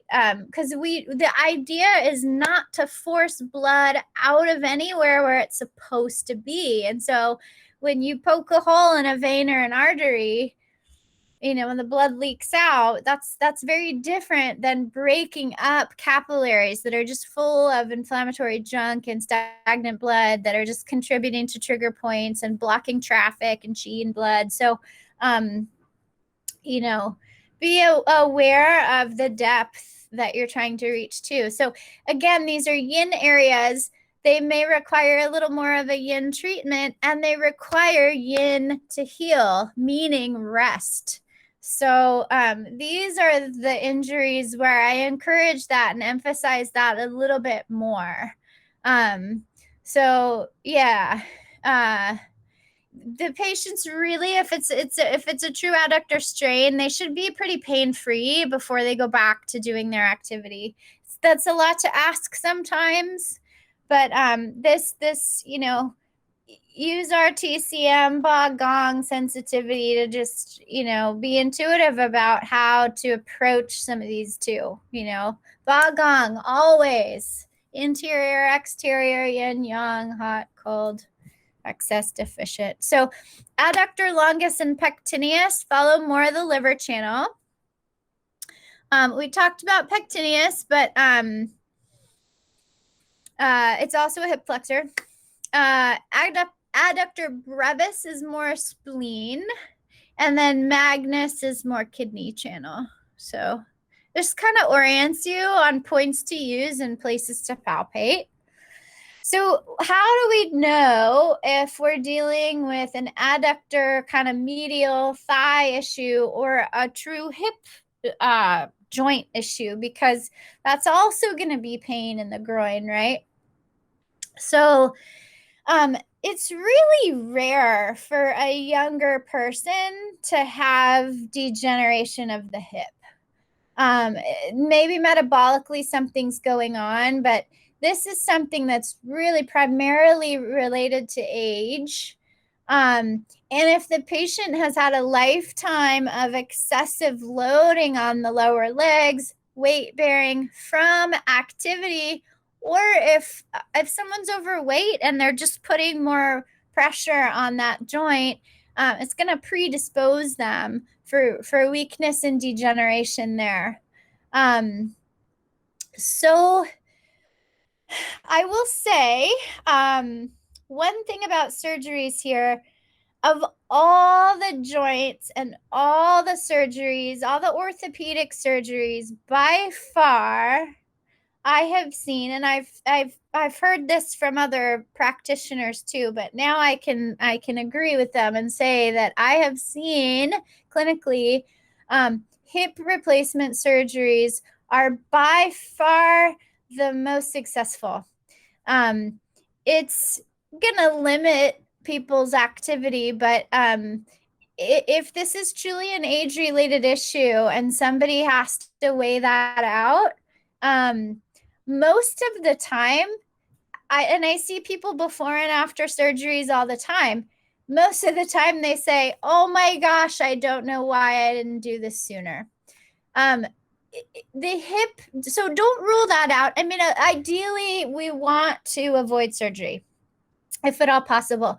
But the hip, if we skip down to the treatment approach, it's so difficult to reach it, right? Because of the angle, we have to like shimmy the needle around a corner.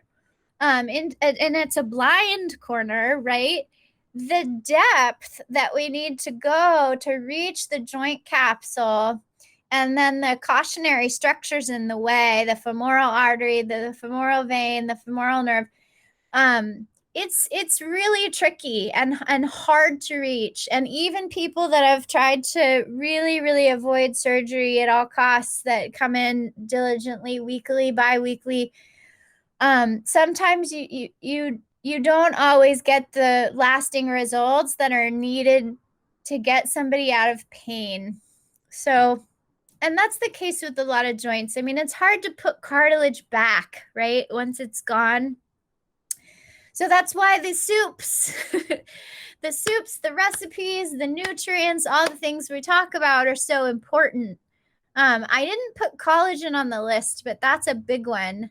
I thought it was maybe too big of a rabbit hole, but but that comes from diet and food, right? So it's so important to protect the integrity of these tissues that naturally, with yin deficiency, are going to sort of dry up, harden, and that's why it is so important to be kind of to use our muscle tissue and our soft tissues to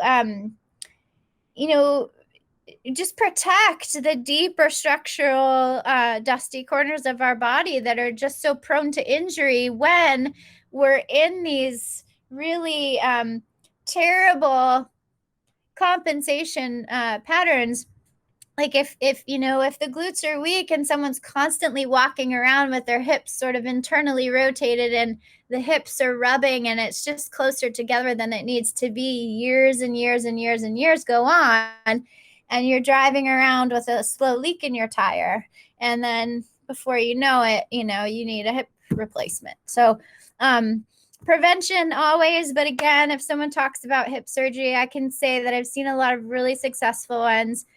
We can, and the patient also can't be, there's a window of time to where surgery is really risky, right? So it's hard. People have to weigh that out. And of course they want to wait. But if someone's really tried acupuncture, they've tried physical therapy, they've tried it all, and they're not getting any relief, and they're up against sort of the aging process and that clock,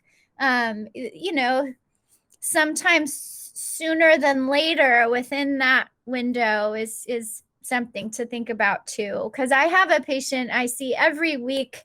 He's going to be 90 next week, and he just has excruciating hip pain, but no one will do surgery. He's not a contender. He's too old, and he's, he's sort of stuck there.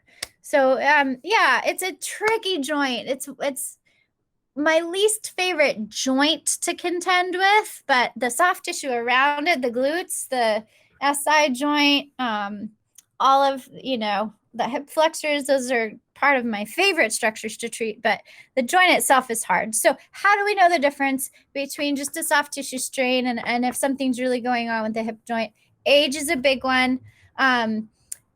Again, people that are more overweight, that is a huge strain on the hip. and crunching, popping, clicking, especially if it's painful, loss of range of motion, getting out of bed first thing in the morning, or, you know, the patient can't sit for very long because that hurts. And then they stand, but then they can't stand for very long because that hurts. And then they try to lay down, but they can't lay on their side because that hurts. So really they just have to lay on their back, and that's not a way to spend the rest of your life. So it's hard. It's a tricky one. Exertion and activity are going to be triggers. Pain might be positional. It can definitely interrupt sleep, like a lot of other things. But osteoporosis absolutely is a contributor to that. And imaging studies can confirm what's going on in the true hip joint. But don't be quick to assume it is a hip joint issue. I have people come in that, you know, go see their doctor for hip pain, and they're like, oh yeah, you know, you need a hip replacement, you have arthritis.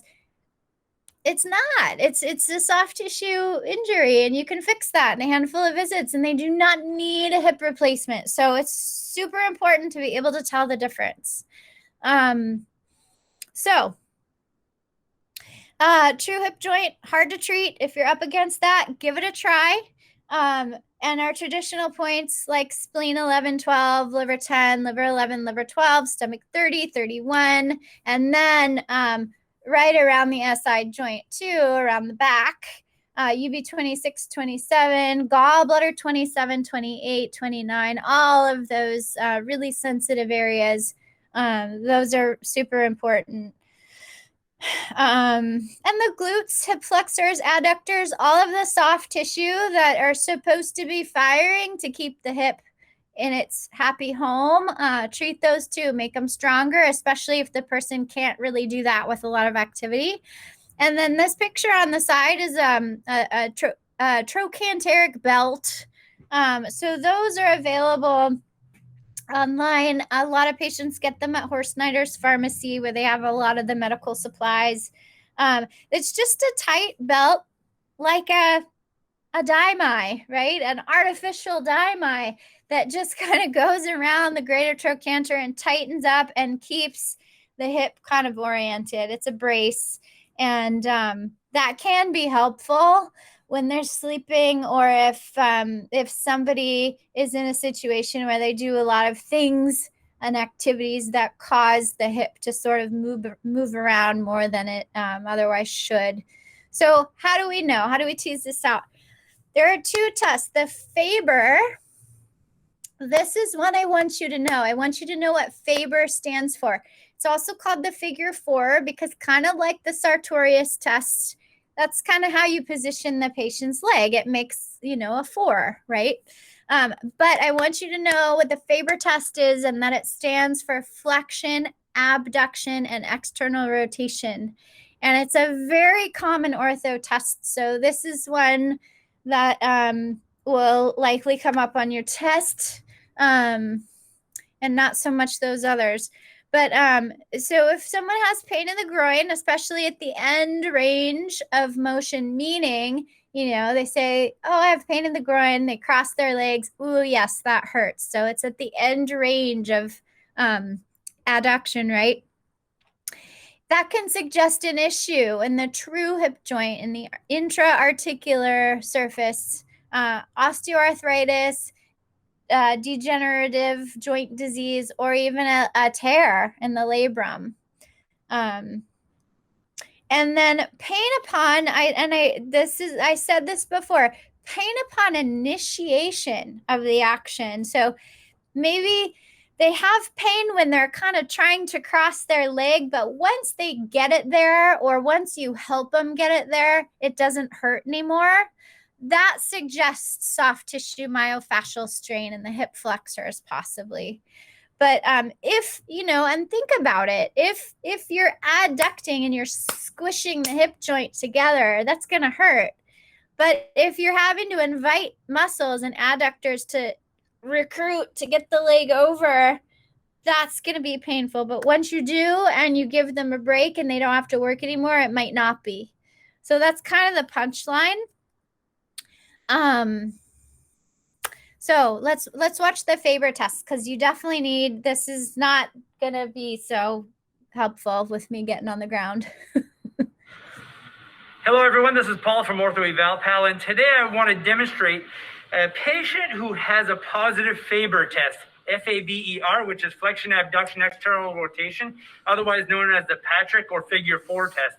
Now, this gentleman has a negative x-ray, so very mild osteoarthritis, developed a sudden onset of discomfort after slipping, and the leg going out and back really quickly, having a lot of groin discomfort, and doing through some manual muscle testing, not really having a lot of discomfort with any resisted manual muscle testing. So I'm going to get right to it. One of the tests that is very positive with him is a Faber test. And so the way we do that is we bend the knee, we put this foot above or below the knee. Now, he's having a hard time already, so we're just going to put it below. I'm going to stabilize his ASIS on the opposite side, and we're going to gently let this down. And he's wincing big time right now. That's as far as we can go. So not only do we have limited range, but it's very painful for him. The pain is all in the groin region. So he has limited range of motion when I check him out. And I'm not going to go through a lot because he's quite uncomfortable. It's been like this for a while, but he has, some limited internal rotation, also a little discomfort with full flexion. So at this stage of the game, we're going to address this as an intra-articular problem, probably get an MRI and possibly even an intra-articular injection to help decrease that pain inside. We need to be somewhat suspicious that he may have a labral injury in that region. So hope you enjoyed the video today. If you did, give us a thumbs up. Be sure to subscribe. And Okay. So yes, we liked the video. We're giving thumbs up. I like that guy. Oh my gosh, COVID is creeping into YouTube with the mask wearing. But so that is, that kind of gives you a sense. And if you're kind of trying to decide, the more severe the pain too, if someone's an athlete and they're like, yeah, it kind of hurts, and they can get up and kind of, they have good range of motion, and you can work through some of the manual muscle testing with them. It's probably not as serious as like a labral tear or a true hip joint issue. But if you're really having a hard time getting them into any kind of starting position for some of these manual muscle tests, this is kind of where you want to go and think about. Okay, and so the opposite of this test is the FAIR test. I learned it Fader. But you can learn it any way, but it's flexion, adduction, and internal rotation. So it's basically the opposite. This is going to reproduce pain in one of two places. It's either going to be towards the glutes or it's going to be in the groin. So let's watch this. This is another test. I want you to know what the FAIR test stands for. You could call it Fader. I'll give you both options, but yeah, here you go. hello everyone, Paul from Ortho Eval Pal here. Today I want to talk to you about the FAIR test for piriformis syndrome. Now there are several tests for piriformis syndrome. Be sure that you do all of them and don't just hang your hat on one test, okay? And what does FAIR stand for? It's F-A-I-R. So I just want to say, I want to interrupt Paul. We're going to talk about piriformis syndrome next, so don't worry if you're like, piriformis syndrome, I don't remember that. What is that? Don't worry, we'll talk about it in a second. Okay, here we go. Flexion, adduction, internal rotation of the affected side, okay? So what we're going to do is we're going to take our patient and have them roll onto the unaffected side. So I'm going to have you roll that way. And then we are going to take this leg, bring the hip into the flexion, the first part of the FAIR, and then we're going to adduct it a little bit, let the foot stay on the leg right here, and therefore the leg is going to go into internal rotation. Now, you can even give a little extra pull here, and that is going to stretch that piriformis. Now, if this test is positive, they're going to have pain in that posterolateral or back side of the buttock, and it's going to be deep in this area. Agitating that piriformis may give you a little bit of pain going down the leg along the sciatic nerve, maybe even a little tingling in there. But this is not a positive test if their pain is in the groin or in the front part of the hip. Okay, so that is the FAIR test. If you like this video, make sure you give us a thumbs up and thumbs up. All right. So the Faber and the Fader or FAIR test are two big ones for the hip, and they're so common they might even work your way into your board exam. So I'm going to emphasize those. So make sure you kind of just know what they stand for and what they might mean. So piriformis syndrome. People talk about this all the time, and patients are going to self-diagnose. And you just, you know, like everything else, carpal tunnel, whatnot, you just want to make sure that that's what you're dealing with so that you can treat them in the best way. So, and I'm going to power through because it's 4. So if you need a little break, feel free to take one. The notes are all here. Just grab a snack, turn your camera off, take me with you wherever you need to go, and we're just going to keep going. So I hope that's okay. Okay. So running, walking, cycling, activity tends to really cause this issue.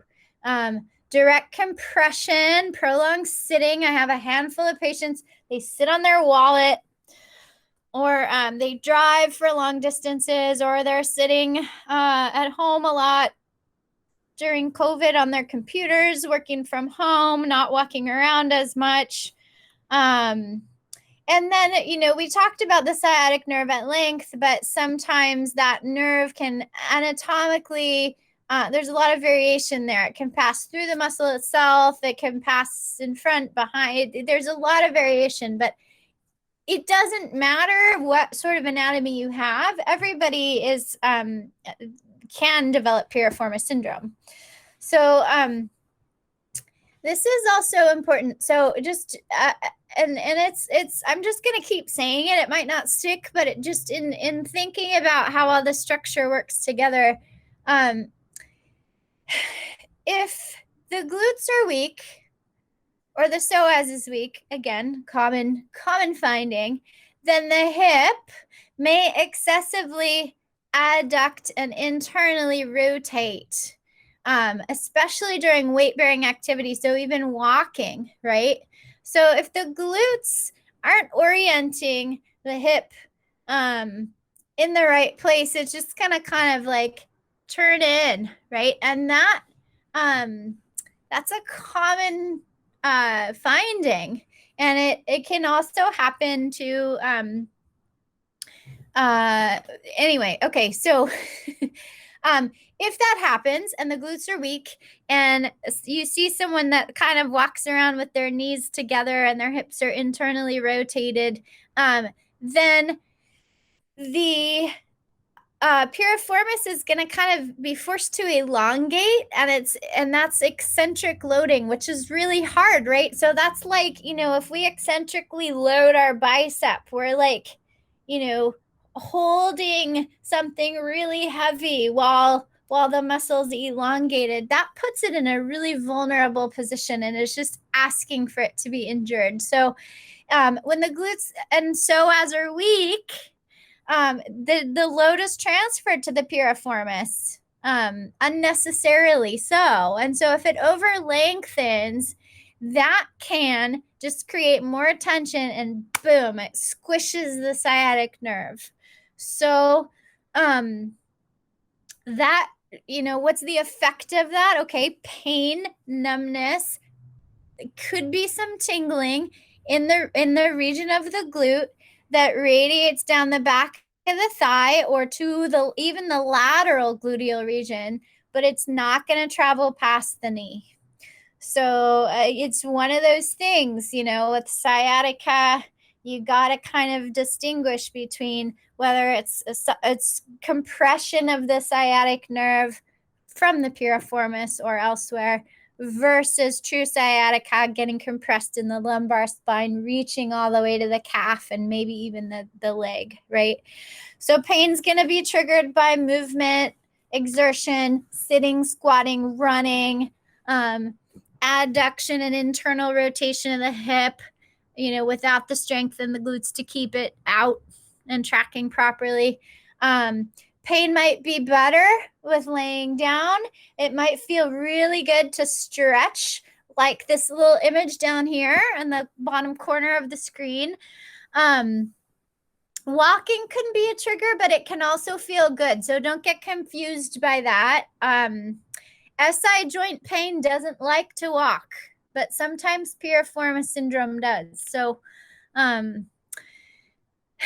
yeah. And then when the patient lays down, if you have them on the table, their leg might just kind of naturally externally rotate when they lay down. And one of my legs does that. When I lay down, one of them has a tendency to roll outwards, right? So you want to rule out here. You want to rule out sciatica. You want to rule out lumbosacral radiculopathy.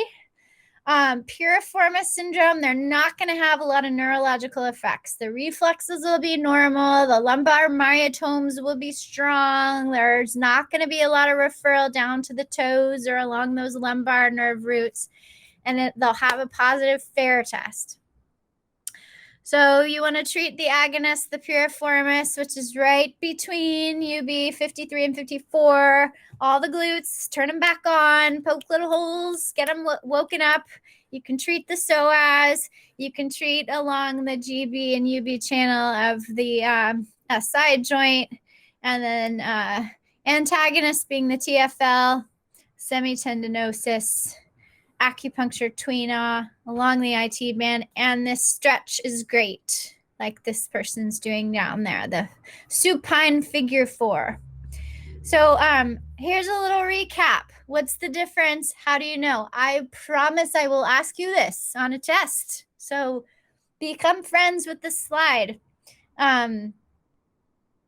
What's the difference between piriformis syndrome, sciatica, or lumbar radiculopathy? So I'm going to kind of speed it up here, but pain is going to refer above the knee in piriformis syndrome. Okay? So it's really close to the sciatic nerve, so it's common. And some of you out there might have experienced this personally. Sciatica is going to refer below the knee. It might be a little confusing in terms of where it's traveling. It might not follow a clear lumbar or sacral dermatomal pattern. It might just kind of be all over the leg below the knee, but it's definitely going to reach the calf and it's going to be achy and the whole leg might hurt. And then lumbar radiculopathy can be very, very specific on where exactly that pain is referred. So L4 is mostly spleen channel, lower leg, medial ankle, L5, lateral egg, the top of the foot along the stomach channel, and then S1 being the back of the leg, under the bottom of the foot to the lateral ankle, UBGB. So those are the common, most common lumbar radiculopathy patterns you're going to see. And it's not going to really sound like sciatica or piriformis syndrome. It's going to be triggered likely by lumbosacral flexion. And otherwise, it might not be all that. Well, I shouldn't say that. If somebody has a disc issue, it's going to be pretty painful. Okay, so how to test the piriformis. I'll do that at the end real quick. Let's just kind of go through here and I can get back down on the ground for those of you who want to see it. But remember, the piriformis is an external rotator primarily. So it's going to allow the hip to externally rotate. And then if you flex the hip to 90 degrees, it's also an abductor. So we can isolate its action by bending the knee in our test. So a couple of things you might see when you're testing the piriformis. If you're testing it prone, it's super easy. Someone's going to lay face down. You're going to flex the knee to 90 degrees and externally rotate the hip or thigh. So the foot is going to cross the midline, right? So the hip is going to externally rotate. And then you're just going to attempt to pull the leg back out into internal rotation. And if someone is laying on their back, they're going to flex the knees into tabletop. And then you're just going to attempt to push the leg. You're going to put your hand on GB33 and you're just going to push it into adduction against the patient's resistance.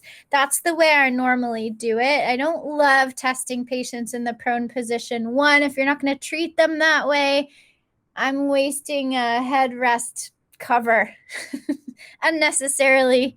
And it takes time. And so laying face up is easier. So tabletop and try to abduct, adduct, right? So the benefit of testing them face down though, and this gets really sensitive, but you might see all these little compensation patterns, right? So the hip might try to adduct.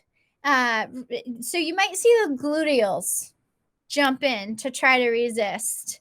The knee might try to flex, meaning that the hamstrings are trying to do all the work against your resistance.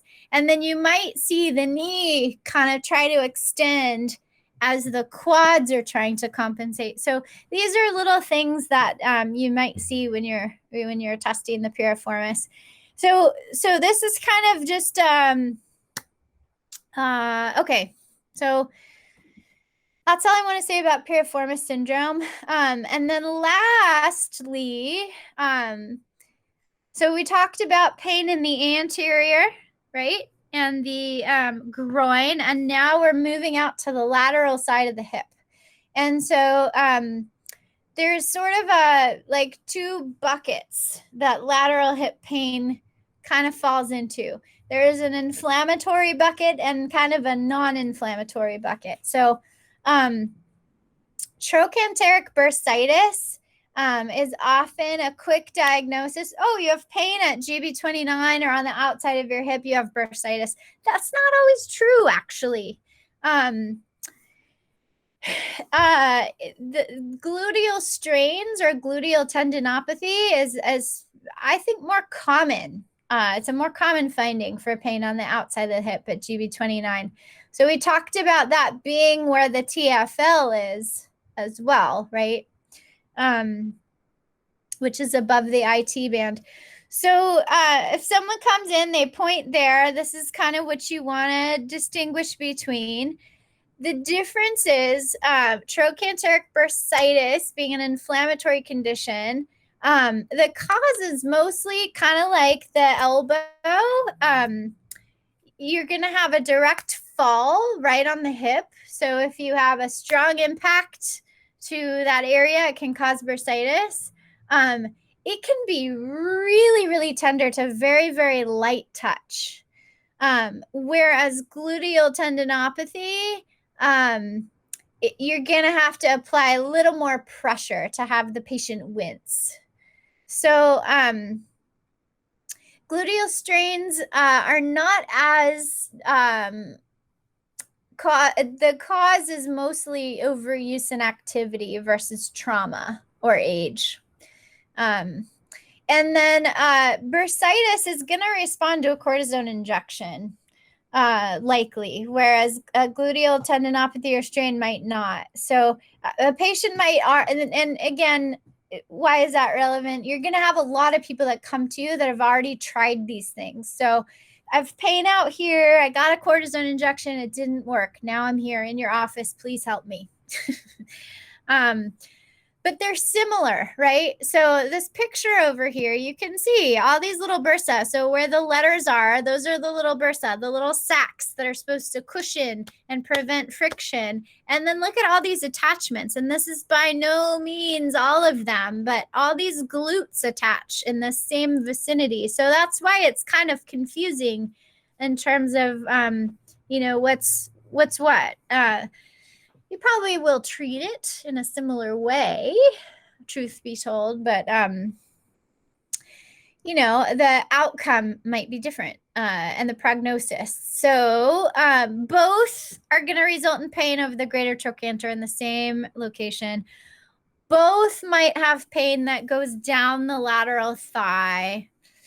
Both cases, the patient's going to tell you that they cannot lay on that affected side. It's just too painful. Both are more common in women. I think just the variation in our hip structure. Both can be common in being overweight, just given excessive loading on the greater trochanter. And both are highly treatable with acupuncture. So a gluteal strain, this is kind of a little picture of where the pain's gonna refer, right? So super common, again, in just like an adductor or hip flexor strain, sports that have abrupt changes in direction. So you're gonna see it all, right? So glute max is most commonly strained just because of what it does. Although, you know, I don't know if I would agree with that. Maybe as far, you know what, here's what I do agree with. As far as a muscle strain goes, yes. Tendinitis or tendinopathy, I think gluteus medius and minimus are probably more common. But in any case, gluteus medius strains are super common when somebody is doing some athletic training and all of a sudden they increase their activity and they step it up, and then they're really, really bummed and disappointed because they're training for this race or whatever it is, and they need to increase their intensity and they hurt themselves. Super common scenario in a gluteus medius strain. And then, you know, minimus is a little deeper. That could be degenerative or just weakness, right? So it's deep, deep pain around the lateral hip, IT band, or even the lower buttock in the back, right above the hamstrings between GB 30 and 36. But unlike a hamstring injury, glute strains often have a much slower onset, and they aren't always felt immediately after injury. So pain is going to be triggered by movement. And then you might also see an elevated hip, an elevated ilium on the same side as the injury. So manual muscle testing is super helpful to tease out which glutes might be involved. But you always want to rule out sciatica, lumbosacral radiculopathy, or piriformis syndrome. But I do isolate the glutes, and whatever one is most affected, I pick on that one more with electrical stim or manual therapy, but I tend to treat them all together. And then you can treat the psoas, rectus femoris, and TFL with them just to balance out the structure. So gluteus max, it's best, this one actually kind of is best to test prone. I'm going to show you how I was taught to do it laying on your side, but that could be mistaken for some other tests. But in a prone position, patient's face down, you're just going to have them bend the knee, flex the knee to like a upside down tabletop, right? And then you're going to extend their hip and bring it up off the table. when you do that, you want to be really careful. You don't want to yank the leg backwards towards you and strain the low back. So you want to kind of put your hand there. And then you're going to just attempt to push the leg back down. If they have a lot of lower back pain, though, with the glute pain, just be very careful here. And you're going to hear about I've often heard, and this, I think the more I look into it, the more I could kind of see both ways. This, you want to kind of see, you'll see one of two things happen. And if you get on the ground yourself and try to do this test, you're going to feel it for yourself. Watch to see when, and here, maybe I'll show you what I'm talking about, what position. And then maybe I'll just show you the piriformis and the glutes all together. Yeah, let's do that because we're almost done. So I'm going to get back down on the yoga mat with you. Let me see myself here. Okay. Okay. How did we do this before? All right. I hope you can see me and hear me. Okay. So, gluteus max, prone, you're going to flex the knee to 90 degrees in like the reverse tabletop, and then you're going to extend the hip. So, you're going to, you know, stabilize the low back for the patient, help them lift.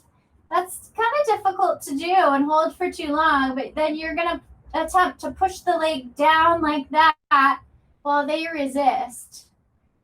And when they extend the hip, you can either watch and see or feel whether the glutes fire first to extend the hip or the hamstrings. And most of the time, the hamstrings jump in first and then the glutes fire after that. And you can feel it. If you have a hand on the glute and a hand on the hamstring, you can feel which recruits first.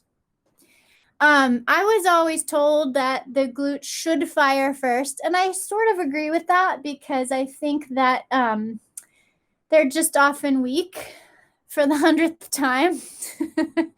And the hamstrings tend to kind of take the load and, you know, compensate to pull the hip back into extension. So it's nice when the glutes are kind of awake and strong and they do their job and they react first to pull the hip back and the hamstrings follow. But, you know, I'm not sure how pathological that really is. But it's going to tell you which is the dominant muscle. So I always find, because this is just so fascinating to me, when I'm doing more activities to recruit my glutes, they will fire first, you know, and I feel that when I'm doing exercises. And when they're a little weaker, my hamstrings will. So it's cool to feel on your own. So while I'm down here, let's do minimus and medius. So we just did maximus, and I'm gonna kind of sneak maximus in here in the same position, but it's best to test it prone. Even though I prefer, you know, like I said, to test things supine or on the side. Okay. So this is a lateral recumbent test. So side lying, well, there's two ways to do it. You can test glute, minimus, and medius at the same time. You can just kind of test them together. They're often weak together. So you can just, you know, have the patient lay on their back and test them at the same time. So if you're going to do that, which I don't do as often, but if you're going to do it that way, you can see me. Sorry, this is funny today. All right. Okay. Oh, so this is minimus and medius together. So you're going to abduct the hip. So I'll do it this way or this way. Might be easier to see that like. Okay, so abduct, not quite to 45, just a little less. Then you're gonna just raise the leg off the table about an inch just so it doesn't drag. You don't want to get a false positive by the patient just using the table for strength. You want to make sure that the leg is lifted far enough off the table, but it only has to be about an inch. I think this leg is easier to see. Okay, so just a little bit. Abduct. And then all you're gonna do, you're gonna wrap your hand around UB60 and attempt to adduct. And you wanna be mindful you're keeping the leg about an inch up so they're not dragging it down here and using help, right? You're gonna keep it up and push in. So that's super easy to test them both at the same time. But side lying, which is often how I do it, because you can isolate them better. So in the lateral recumbent position, minimus is really, really simple. It's just leg up. Abduct the leg and try to push it down. And then I'm going to skip to medius. So medius, well, okay, this is the order I do them, just because it makes the most sense. Okay, so you abduct the leg in neutral, and then try to push it down. That might be difficult. Then max, you're going to abduct the leg again, but then you're going to extend the hip, and then you're going to push it down. So the only difference is, instead of in neutral, right over the ankle, you're going to extend the hip, try to push it down. Then this is the hardest one, medius. Hardest one meaning for the patient, usually. You're going to abduct, extend, and then you can tell them they can support themselves on the table here. You're going to have them point the toe to the ceiling. You want to externally rotate a little bit. Then you're going to push down. So those are easy to do, just kind of in that sequence. I don't think the lateral recumbent test, again, is the best for glute maximus, just because other muscles are going to do similar things. And then piriformis, I promised I would show you while I'm down here. So if the patient's prone and they have pain in the butt, in the glutes, you can check the piriformis and maximus together. So in the prone position, I'll tell you how to do that first. Super easy. Same kind of thing. Reverse tabletop, so you're flexing the knee to 90.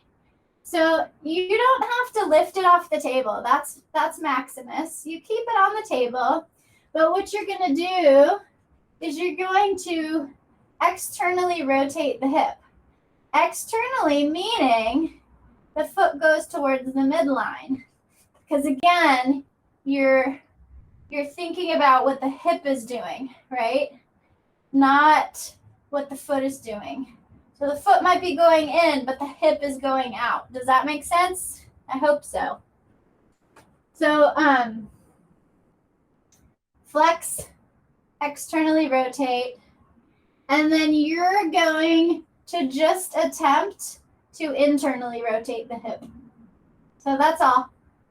You're just gonna, against their resistance, pull the leg out towards you. And you're gonna have the patient try to keep their leg right here. And then if they're on their back, same kind of thing. Tabletop position. I'll do this leg, it's probably easier to see. Flex the knee to tabletop. Put one hand on GB33. And then you're going to attempt to adduct the the leg against their resistance. So you're going to keep them here. Try not to let me move your leg. You're going to push, push, push. And if they give way, they're going to go this way. So I think that's all the manual muscle testing with 6 minutes to go. Oh, I promised you all we wouldn't rush through the TCM. We don't have to. You're welcome. I think it's worth it to spend time doing that because, especially online, if we don't have a video to watch, this stuff is so confusing in words, and you you should see my notes over the years when I'm taking classes and we're not really, there's practical time where you do it, but it's still like, it takes time to get it right. Okay, so let's go back for the home stretch, and we'll pick up wherever we leave off next week because there's not a lot left, but I'll just post the whole lecture after class, okay? We have a little time. I'm going to just try not to digress so much. Okay, so here's the glutes. So this is the single leg stance test that I was talking about earlier. This is really reliable for gluteal tendinopathy. So if you do nothing else, this is and I fast forwarded through the video where we're going to start it because, these physio tutors that we sometimes watch, they always talk about the specificity of tests and the studies that were done. And that's great. That's important. But the punchline there is that this is super clinically relevant. And the positive findings with this test are very often correlated to findings on an MRI. Do you really need an MRI to assess gluteal tendinopathy? Probably not, but anyway. So you're going to have the patient stand with the asymptomatic leg. Well, let's just watch. Including the condition. Okay. To conduct the test, have the patient standing next to a wall with the affected leg furthest from the wall. The patient touches the wall with one finger of the unaffected side at shoulder height for balance. Then the patient raises the foot of the unaffected leg by flexing the knee to 90 degrees, keeping the hip of the unaffected leg in neutral position. This position is maintained for up to 30 seconds. A positive test is the reproduction of the patient's lateral hip pain in the region of the greater trochanter of at least 2 out of 10 on the NPRS within the 30-second period. So that's it. Super easy. So they're not flexing their leg up into stork pose. They're just hanging out there. And, it's important to remember that the leg you're testing is the weight-bearing leg. So you're loading the painful leg. And that's really helpful when you're giving people gluteal exercises and things like that. Super just gentle standing leg lifts, frontwards, sideways, and backwards. It's so super helpful to strengthen the glutes. And I think I shared this with you at one point. But again, for the millionth time, our glutes are so often weak and so critical to the structure of our pelvis that if you just have your patient stand on one leg and, how many muscles flex the hip, right? So with a straight knee, patients with knee pain need strength in their glutes in order to prevent loading on the knee and in the hip and the ankle. So standing on the leg you really want to exercise. So this is the symptomatic leg. You can balance, but forward, sideways, abducting, right? And then extending. That's going to get the glutes. That's going to get the abductors, all the, you're not really internally and externally rotating, but a lot of those muscles share a similar function in these other planes. And when you do that, if you do that now, Or if you do that while you're brushing your teeth, like I said, or just standing in line rather than tinkering around with your phone, you know, just you will feel the standing leg burn. You'll start to feel the burn. And that's just such a very gentle, awesome way to invite strength into the glutes. So we got a minute left. I think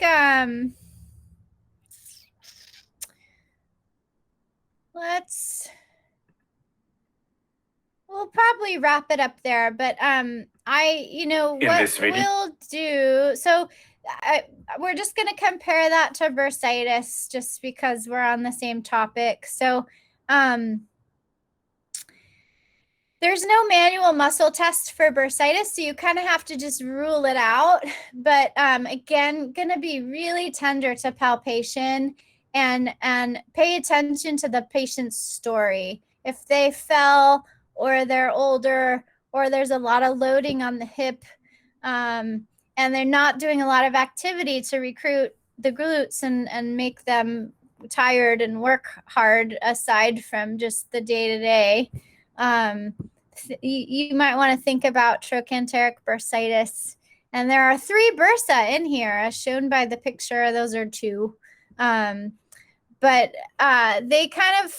they all traverse the lateral side of the hip. And so that can be a really common finding. And you're going to definitely find some hot spots. So pain's going to be worse going up and down stairs, getting out of a car, or getting up from seated. They're not going to be able to sleep on that side, similar to a strain. Okay, let's end it there because it's 4:31. Thank you for your attention. We just have IT band syndrome to talk about, but that's super straightforward. And even though the IT band is in the lateral hip, the pain's going to be in the lateral knee. So that'll be a wonderful segue into knee pain. And we'll just kind of recap the TCM patterns for all of this, which you've heard before, but you can't hear it enough, right? Okay. Thank you, everybody. I will post the lecture and I will post that assignment. If you want to get it done early, go for it. And if you don't, you have a couple weeks. So thank you. Thank you. Have a wonderful weekend. And I'll see you.